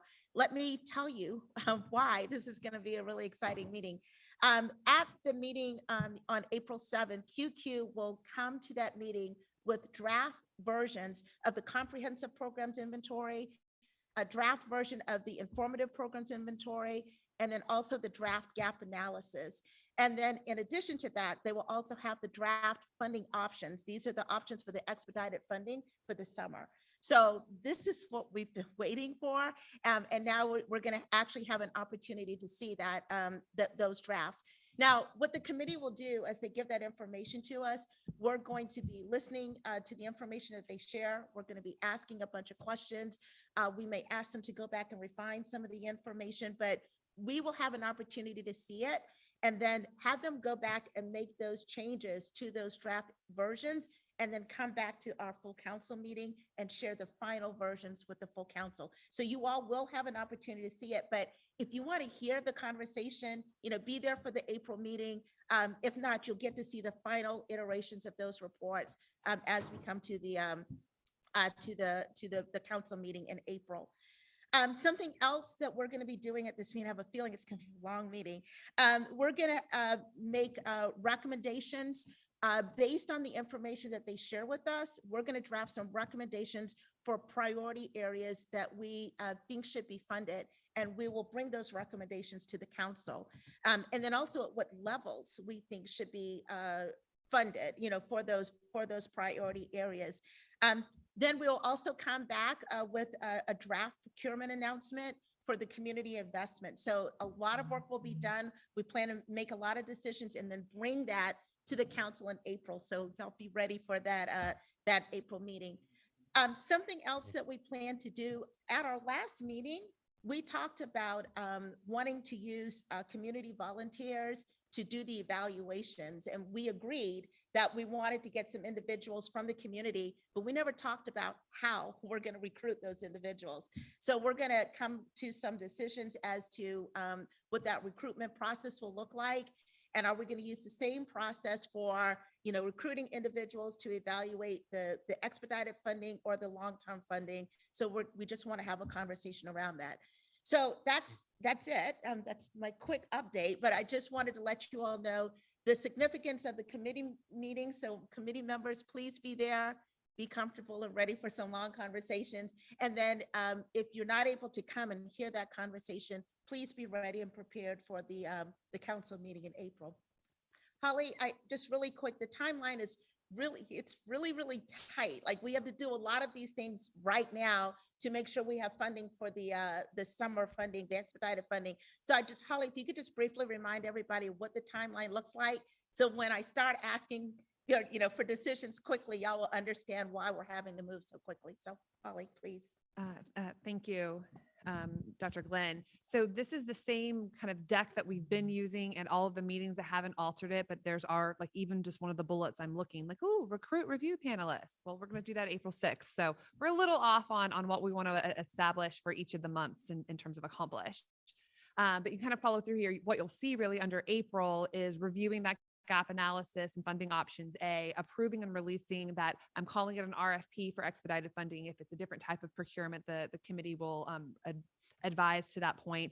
And then as soon as we release that, ideally after the April meeting, we would host a bidders conference the last week of April, in essence, a webinar to our potential applicants for what the expectation is for that.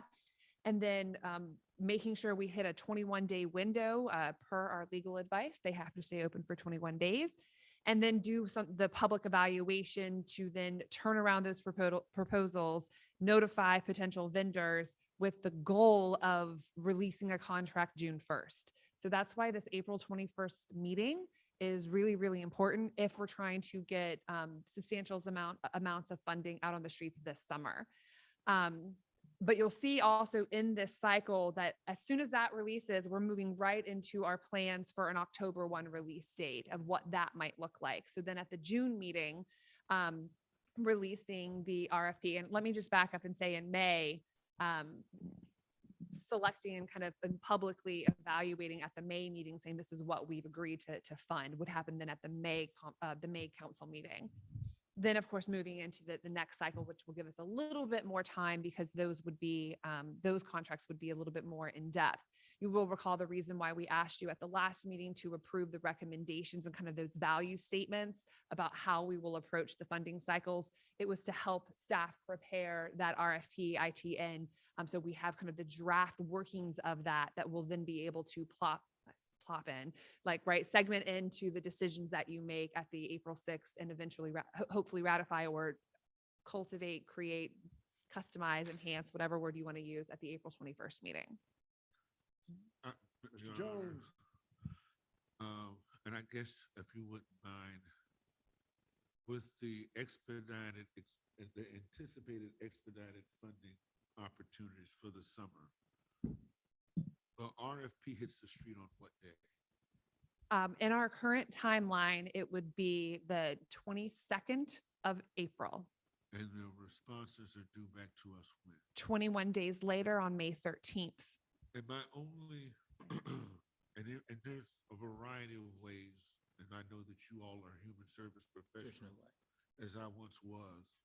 If we want to, if it is our intention that with this new set of dollars and this new paradigm that we're creating with the Children's Services Council, if it is our intention, and perhaps it's not for the summer money, maybe it's for the fall money, but if it's our intention to get the greatest innovation and the greatest ingenuity in terms of the responses that come to us to speak to the needs that we've identified as our four-pronged set of concerns, then perhaps there may be some teaser of information to our public in advance of the RFP hitting the ground, so that people can start setting up, having conversations, talking about what innovation or what they have. You know, as grant writers, and the two of you have all been grant writers, right? You know that oftentimes, I just think that if you listen to the conversation we've been having that y'all have been sharing with us, we talk about the issue of capacity for a great number of firms that we want to respond. If we want to get the best quality responses and do something different than what is already currently being offered in our community, then I just think that there might need to be some teaser, a pre-bidders conference maybe before the RFP hits the ground. And then one of the things I think is also critical, and I'm not saying that you may have already discussed this, Madam Chair, and I may have missed this. Of those four prongs, food insecurity, I know being one, which is a major issue that we wrestle with as a school district for children who are not enrolled in the summer. So maybe there might be a sense of priority for the types of grants that we may want to deal with for expedited summer funding. Might not be all four of our issues of concern, but maybe just one or two. And so I don't know if we've had that conversation. And I apologize for having missed the last. No, it's meeting. okay. But those are the things that concern me because we already have CHSP out there, which we've already seen. And I don't want us to mirror what is already an existing funding model. It is our intent to be far different, entirely different paradigm. I won't preach about it, but I just thought I would lay that out there because we want something different than what we've already seen. So Mr. Jones, just to comment, we did discuss this on the last meeting, and I know you weren't able to attend, but we have decided that based on what the information we get from the gap analysis, we will prioritize like one or two key areas that we see where the biggest needs are and begin funding those particular areas and not try to attack them all at one time. Right. So that was definitely a decision. And that's what I'm anxiously looking for, because a lot of things that we plan to do will be informed by the gap analysis, but that was a decision we made at that. In the 21 days to get back the grant to you, if there's any way we can start teasing that, I mean, if that is your based on your own expertise, you think that would be worthwhile so that we can see something more than just the rudimentary responses with grant monies at the street. Right. So if I might, Madam Chair, so when we see what those expedited funding options are, and so we probably will see it in a format that says, this is what we see a great need is for expedited funding. And given the need that we see, we suggest this percentage of your money be used for that. The expedited funding, in my mind, at least how I've been trying to communicate this to our provider community, is literally one-time funding where we are trying to fill a need to keep whatever that issue is from falling off a cliff, whatever that is. I do not expect that for expedited funding, and correct me if I'm wrong, that we're going to see a lot of innovation. It's really going to be more filling the need of whatever needs to happen. I think we start to see the innovation as we move into the fall funding. And even then, I think we have to give it some time. We've got to allow there to be real thought process. So to your point, I think really teasing prior to that October 1, which was part of why we had that provider webinar, so that they could see what the theory of change is, what our key outcome measures are, what we're trying to effectuate, and start thinking about how you address that with some innovation or some extended capacity of programming you already have. We will continue moving in that vein so that by the time we issue that RFP, to your point, we know that wheels have already started turning. We know that organizations have already started kind of talking, because we've teased collaboration. We've teased 1, 2, and 3-year contracts. So we're trying to put that information And out I there. agree. And I use your example about the book bags. We just don't want to be one of the same people who are providing book bag lunches that's no different than Leon County School. And I also am concerned, and I hope this will be something that will be on your radar screen when we put these monies out. There's a great propensity for mission creep. Absolutely. And we want to make certain that we're not facilitating mission creep as well with expedited funding. So I just thought I'd just share that from just something that I think about when I think about us putting these monies on the street. Because one of the things that I continually told my public when I endorsed this campaign was that it would be different than what we already have. Absolutely. Thanks so much. Dr. Glenn, anything else? Look, Any other comments, Paul? Yeah, Mr. Mitchell? a couple things. One, to Mr. Jones's point of teasing, I so applaud you for bringing this up, because we've got to tell people that it's coming. He's right. He's right. And he's right, not just for the fall funding. He's right for the summer funding. He's completely right. As I look at this timeline, and I realize how much you guys have accomplished, but this, if you remember a year ago, this was my whole point about you guys, it's going to take a while to get this stuff going. June 1, well, Carmen, you may know, and Daryl, you certainly know exactly when school gets out, but I know it's before June 1, okay? So June 1 is almost a couple weeks too late, but let's just live with that. Let's tease as much as we possibly can. The second thing, to your point, again, I completely agree with. It isn't just a matter of we don't want to do the same thing again. We can't. We're prohibited from doing the same thing again. So like double clap there. And I don't know if before the April 7th meeting that you said they're going to provide the draft. If the draft is ready before April 7th, I'd love to see it. We get it 2 days before Okay. the meeting. So we will definitely share it with individuals, and then they will review it with us at that meeting. Okay. And I wish I could see my calendar. I Uh, will never go without reading Caucasus again, but I just sent to her, Holly, I don't know who can just send out an invitation. Thank you so much, Mr. Superintendent. Could you send out an invitation for the Sure. meeting? Where have these been? What would the- Mr. Chair, if I may, what would the Village Square say about this? Whenever you're ready. To Mr. Mitchell's point, and to reiterate what Ms. Green said regarding the provider webinar that we held, anybody can go on our YouTube channel. It's archived there, but that's exactly what we talked about. Not only did we talk about the theory of change and all of that, we shared the timeline with them, and we told them about the April 7th meeting, and we told them how we're different from United Way funding, how we're different from CHSP funding. And we've had those continued conversations with our partners at the City, County, and United Way. In fact, it might've been this morning, it might've been yesterday, I was talking to Anita over at the City of Tallahassee, because the CHSP application is due this Friday. And so now they're getting questions.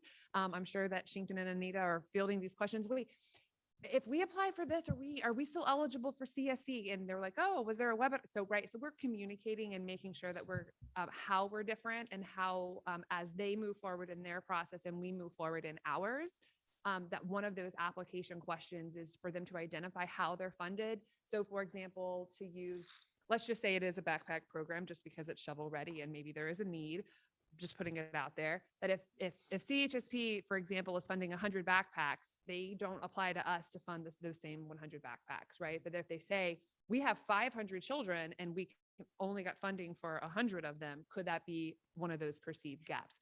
I'm putting that as an example. I don't think that that's going to be one of the funding options A, but just to make apples and apples make sense.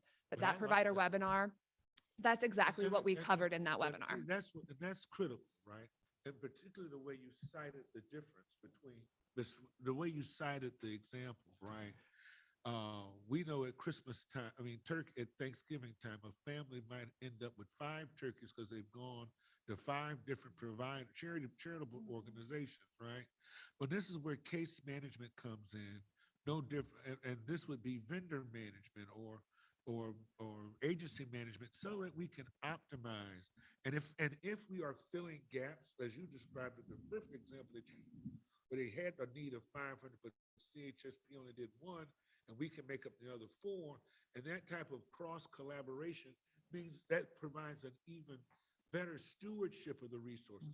And so I'm glad to know that type of collaboration, which I know you've been saying, that's been your favorite word now for the last few months. Collaboration, right, is going on, I think is great. So that's the only reason I bring these points up, because as we now get ready to hit the ground and open up the barn door, I just want to make certain that those types of efficacy issues are in our as a part of our thought process, and it requires all voices to ensure that happens. So I'm just happy to provide my point of view in that regard. And if I may, I wish you guys could see my email. I wish you could see.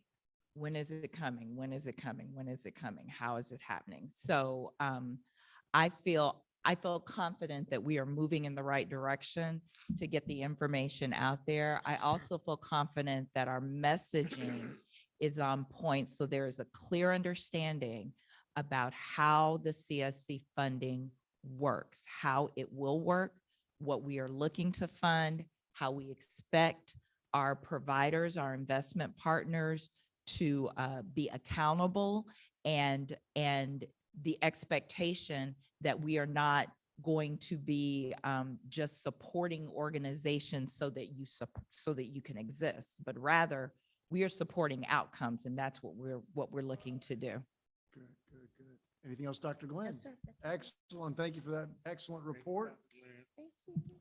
And bringing us to Mr. Watts, Enterprise Software Solutions Committee Work Plan Presentation. Sir, you're recognized. Yes, this is going to take us into 6 o'clock. So, I'll get you a parka between now and then.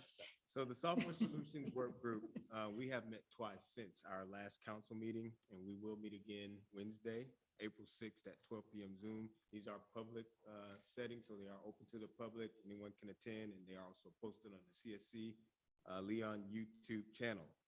Just a reminder, the goal of the Enterprise Software Solutions Work Group is to inform the development of a formal procurement process to acquire and build information systems for the efficient operations of the CSC. We are having a great discussion, collaboration with our meetings. It's exciting, it's great, and definitely provided a lot of ideas and things that possibly didn't think about. So it's going to be very exciting from the evaluation team down to the negotiations. I see that forthcoming. So I think we have some slides. So to date, the work group, we've accomplished the following. We've shared insight into similar projects that each individual has been involved with. We've thoroughly reviewed the 4 responses to the initial request for information, RFIs. We've provided input to staff on what to accomplish with those responsive vendors during the market research phase.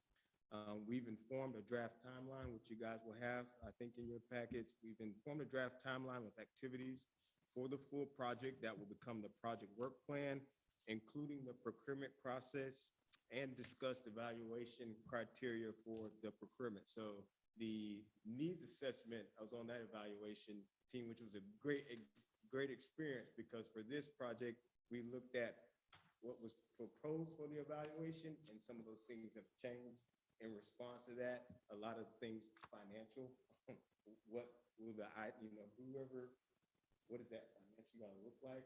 So not only is it software and IT, I definitely see like a whole big financial piece that comes along with that. So before moving on, we do want to share the draft timeline.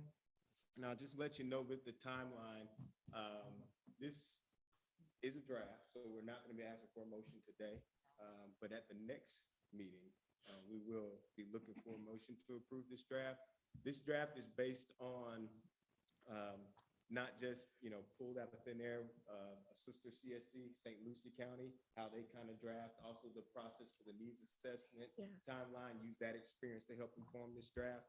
So from our last meeting, some of those discussions, at our next meeting, we're going to better inform the draft. So there might be some changes based on that. And then we'll have that to the group review, and then look for a motion to keep it. Next. All right, so there are three main phases. There will be market research, which will be now to June 22. Then the procurement process, July 22 to October 22. And implementation, we're looking at for November 22 to April 2023 and beyond. Based on the current projections, we are planning to publish the invitation to negotiate on July 1st, with the goal of starting the contract on November 1st and going live with the system by April 1st. This is just a draft, so again, know that changes may come across as we continue to discuss. Finally, so again, I want to throw this in here. Dr. Glenn talked about the evaluation for looking for a community. I think this is going to be major as well, with the community thinking outside the box. Those who are, because of the discussions we've been having that level of expertise is going to be major. So I wanted to throw that in there. Anything we can do to start building that. So we do want to thank the following groups for serving on the work group, and that's Ms. Corey Melton of Greater Tallahassee Chamber of Commerce, Mr. Marcus Johnson, who's with Children's Home Society, Mr. Darren Toston, Department of Juvenile Justice, and Mr. Eddie Gonzalez Lumiere with Vivos. Any questions? Any questions? Questions, discussion? Seeing none, thank you, Mr. Watts, so much for your hard work, the hard work of the committee, for your informative presentation, and for yet another unbelievably aggressive timeline that the council has. I'm starting to maybe rethink that whole vision and dental thing. Maybe, I don't know, something. You gotta start paying for my glasses? Is that what you're telling me? Something to reward this work. And that brings us to 10C, Treasurer's Report. Mr. Mitchell, you're recognized. Thank you very much. This will be almost, well, I think we've talked enough about the budget in terms of now that we've sort of approved what will be our current budget as amended, these numbers are kind of reflected in that. So while I think it's important that you take a look at it, the numbers are the same. There's really no difference. So I don't think I have anything to report other than the numbers are the numbers. Very good. Unless somebody has a question. Any Because if you've got a question about the numbers, I've been loaned a pair of glasses so I can look at the piece of paper. The budget has been presented as part of our package. Is there public comment? Public comment on the Treasurer's Report? There's no public comment, Your Honor. Thank God. Very good. Mr. Mitchell, is there a motion? I don't know that can I move my own report? Yes. I'm moving my own report. Is there a second? I second. Commissioner Cummings Thank you, moved in Commissioner. second. Any discussion? Any objection or correction? Someone needs to correct Mr. Mitchell. Please. General matter. Seeing no objections, the Treasurer's Report is approved. And brings us to old business, council policies. Ms. Green, you're recognized for our leave and attendance policy. Yes, thank you, Mr. Chair. So if you remember last council meeting, we approved all of the policies except for leave and attendance. I was asked to make some revisions, which we did. So we revised our work week to 40 hours. We also reduced the discretionary holiday to 1 per your guidance. And then the other thing that I realized we had not done was change the references to office manager in this document to administrative services manager. So we made those changes. Other than that, it is the same document. Any So discussion? with that, Any discussion or questions of the leave and attendance policy? Move accept. Moved, and is it seconded? Seconded, moved by Mr. Jones, seconded by Mr. Mitchell. Is there any public comment before we vote? Public comment on the leave and There is no public comment. any objections to the public, to the leave and attendance policy? Seeing no objections, it is adopted. New business, investment advisory firm, ITN update. Ms. Holly, Ms. McPhail, you're recognized. Thank you so much, Mr. Chair. And I want to thank the Budget Committee.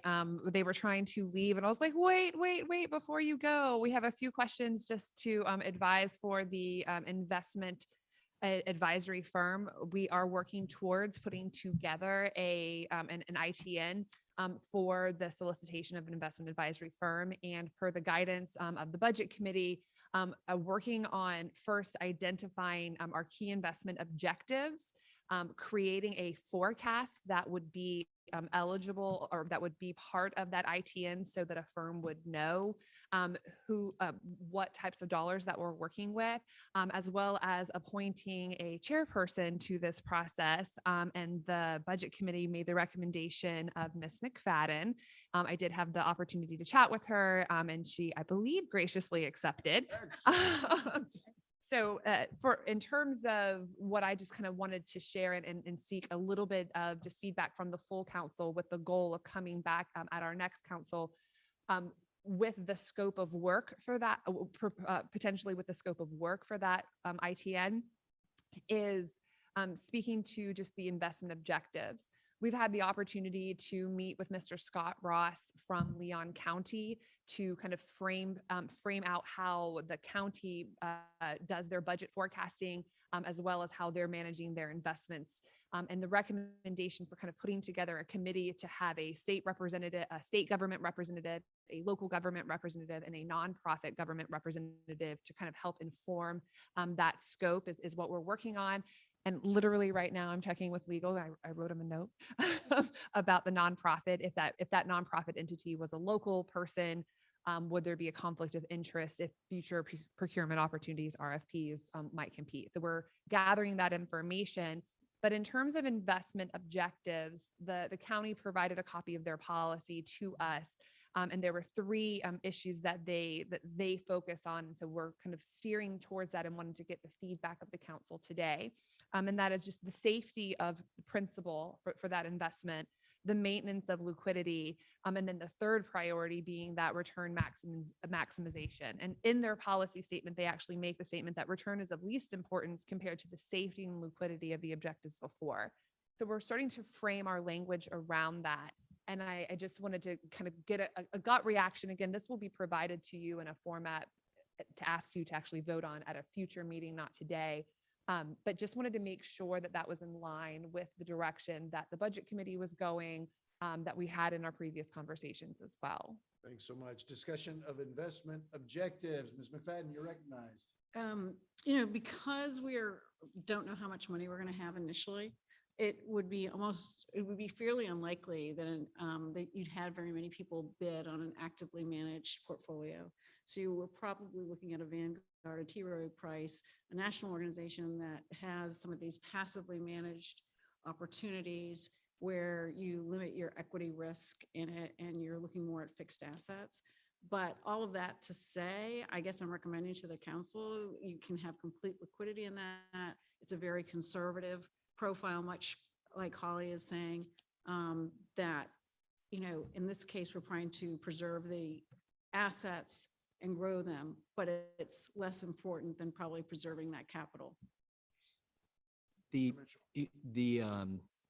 here's some, the statute is pretty clear about public funds. And local governments can do it different. They don't have to follow the Florida statute. But if you think about, and we're very much like this, if you think about issuing bonds and you want to build a school and the school is going to cost $20 million to build and the voters approve it, and you go out and you get a finance entity, a bank to loan you the $20 million, you get the $20 million on day one. The $20 million, you don't spend it on day one because it's a construction project. And so, you know, you spend it over time. Those are public dollars. Those public dollars are managed by entities that Leon County uses, the state uses.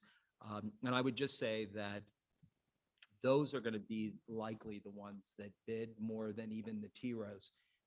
You're really talking about more the bond market than you are the equities market.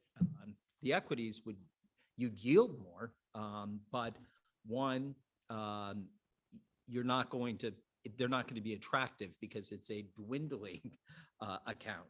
Let's just say for this year, we start out with 6 million, and by the end of the year, we have 0 or 5% above 0. And then we go up again. And so there are entities out there that focus on public fund, following the statute as it relates to public funds, and who sort of work with those kinds of ups and downs. So we did, oh, sorry, go ahead. And they don't chase the curve. I'm late to the conversation. I apologize that I've missed it, but is the community foundation not an option for us? That's a different issue, really. Oh, So the idea here was to take, and I do have budget projections, and I would have had this provided for you as a handout, but I literally got it at 7:30 last night, and similar to the map situation. But in essence, what the valuation of the forecast that we're looking at is taking our ad valorem valuation and an operating at 95% collection, taking the 5% reserve strategy that we have in place. And so that I think this year it's around 350. And if that were the investment mark, and then taking an additional 5% every year, kind of and growing that is how I started building the projections. We also have it at our current millage rate of 0.375. We did a mid-range of 0.4375 and a high range of 0.5 in case that was a discussion that the council took on at some point, and have those kind of modeled out. And then to create our 1 year, 3 year, 5 year, and 10 year of what that would grow. So by year 3, by simply just taking the 5% each year and putting that into a rolling reserve, by year 3, we would have approximately 1.5 million in that reserve fund that could be that pot of money. If it were, and I'm just looking at the 5%, that would take us to about a 19, then holding 19% in reserves compared to our operating budget. And when I started doing that forecasting, just straight take the 5%, by year 10, we're at like 45% in there. Clearly, that's not going to be something that you want. So that begs the question of then setting up a reserve policy. The county, depending upon which funds funds they use, are somewhere between 15 to 30% that they maintain. I think for their bonded issues, they go up to a higher percentage versus their regular funds. The idea that we're talking about here is how could we invest the money that's sitting in our bank account into a conservative, or whatever the level of risk is that the council wants, per statute, and following that guidance. Is that correct? Sure. Yeah, the 5% though, just so you know, I mean, again, it's the will of the board, but when we set up the reserve fund, you set it up for the year. Yeah. That money goes into next year's budget, and next year's budget has a 5% reserve. So I don't, We're not going to be. when I growing our originally reserves. brought it forward, we're not building up reserves, 5%. Huge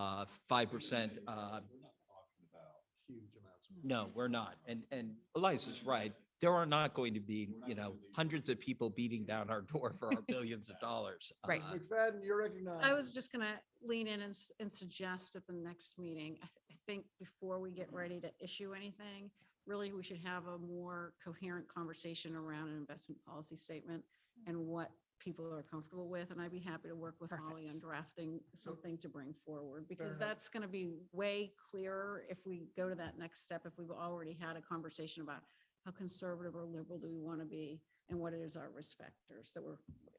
At a broad conceptual level, does anyone have any heartburn with the idea that number one priority is capital preservation, number two priority is liquidity, number three priority, last priority place is return? Anybody have a broad concern about that? That works. Excellent. So I think we're all on the same page. All right, excellent. Consider yourself guided.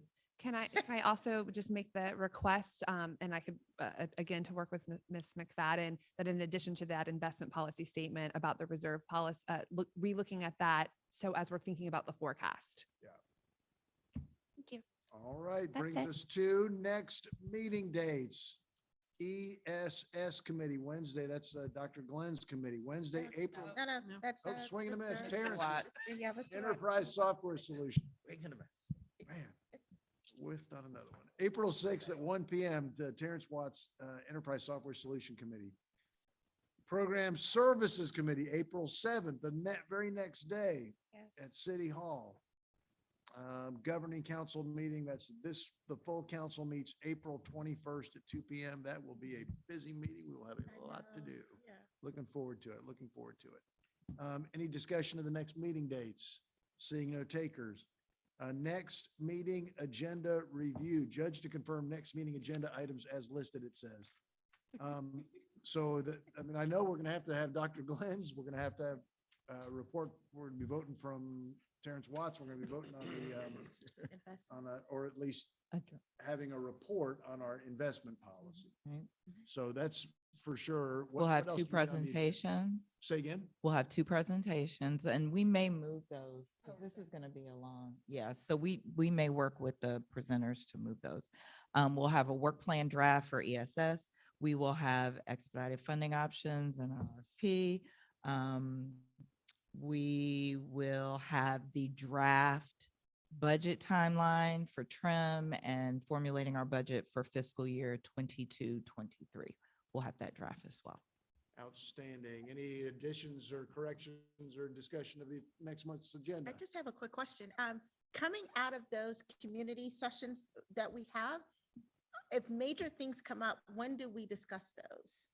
Or will we discuss, how do we address that? Wait, because we have all of those. Yeah, we will have all of those before program services, so we can discuss those at the program services committee meeting, and it was planned that way. Okay, all right, thank you.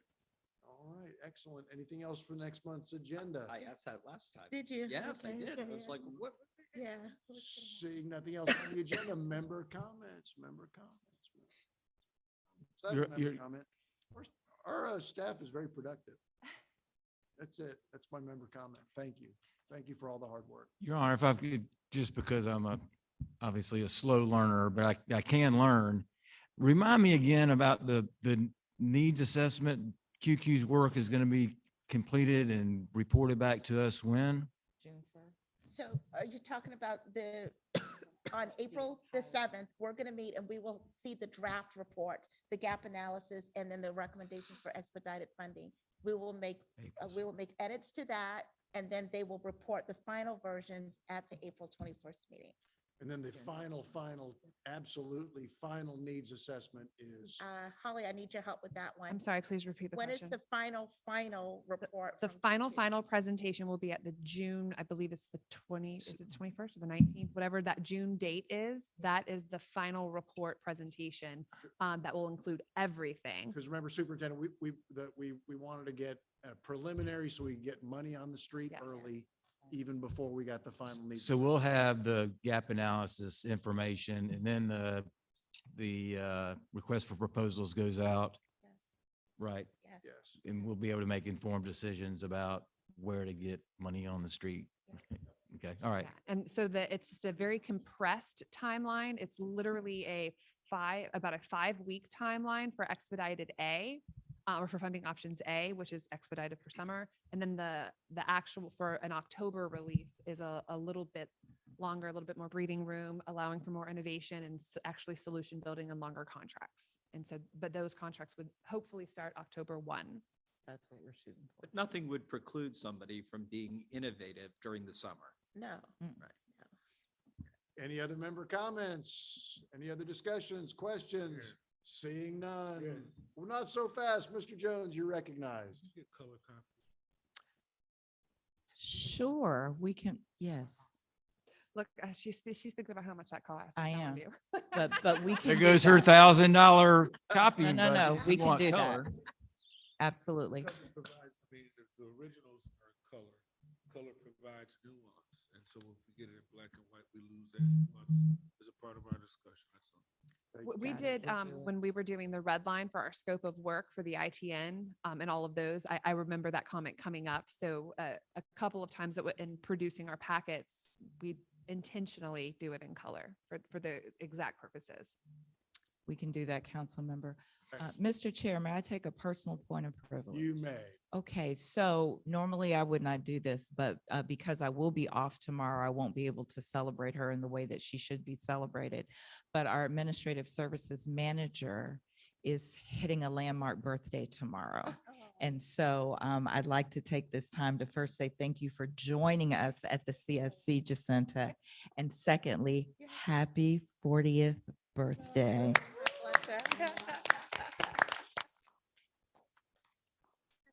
We Thank could you. sing. Would you like to sing? I think we should sing. Happy birthday to you. Cha, cha, cha. Happy birthday to you. Cha, cha, cha. Happy birthday, dear Jacinta. Happy birthday to you. Thank you.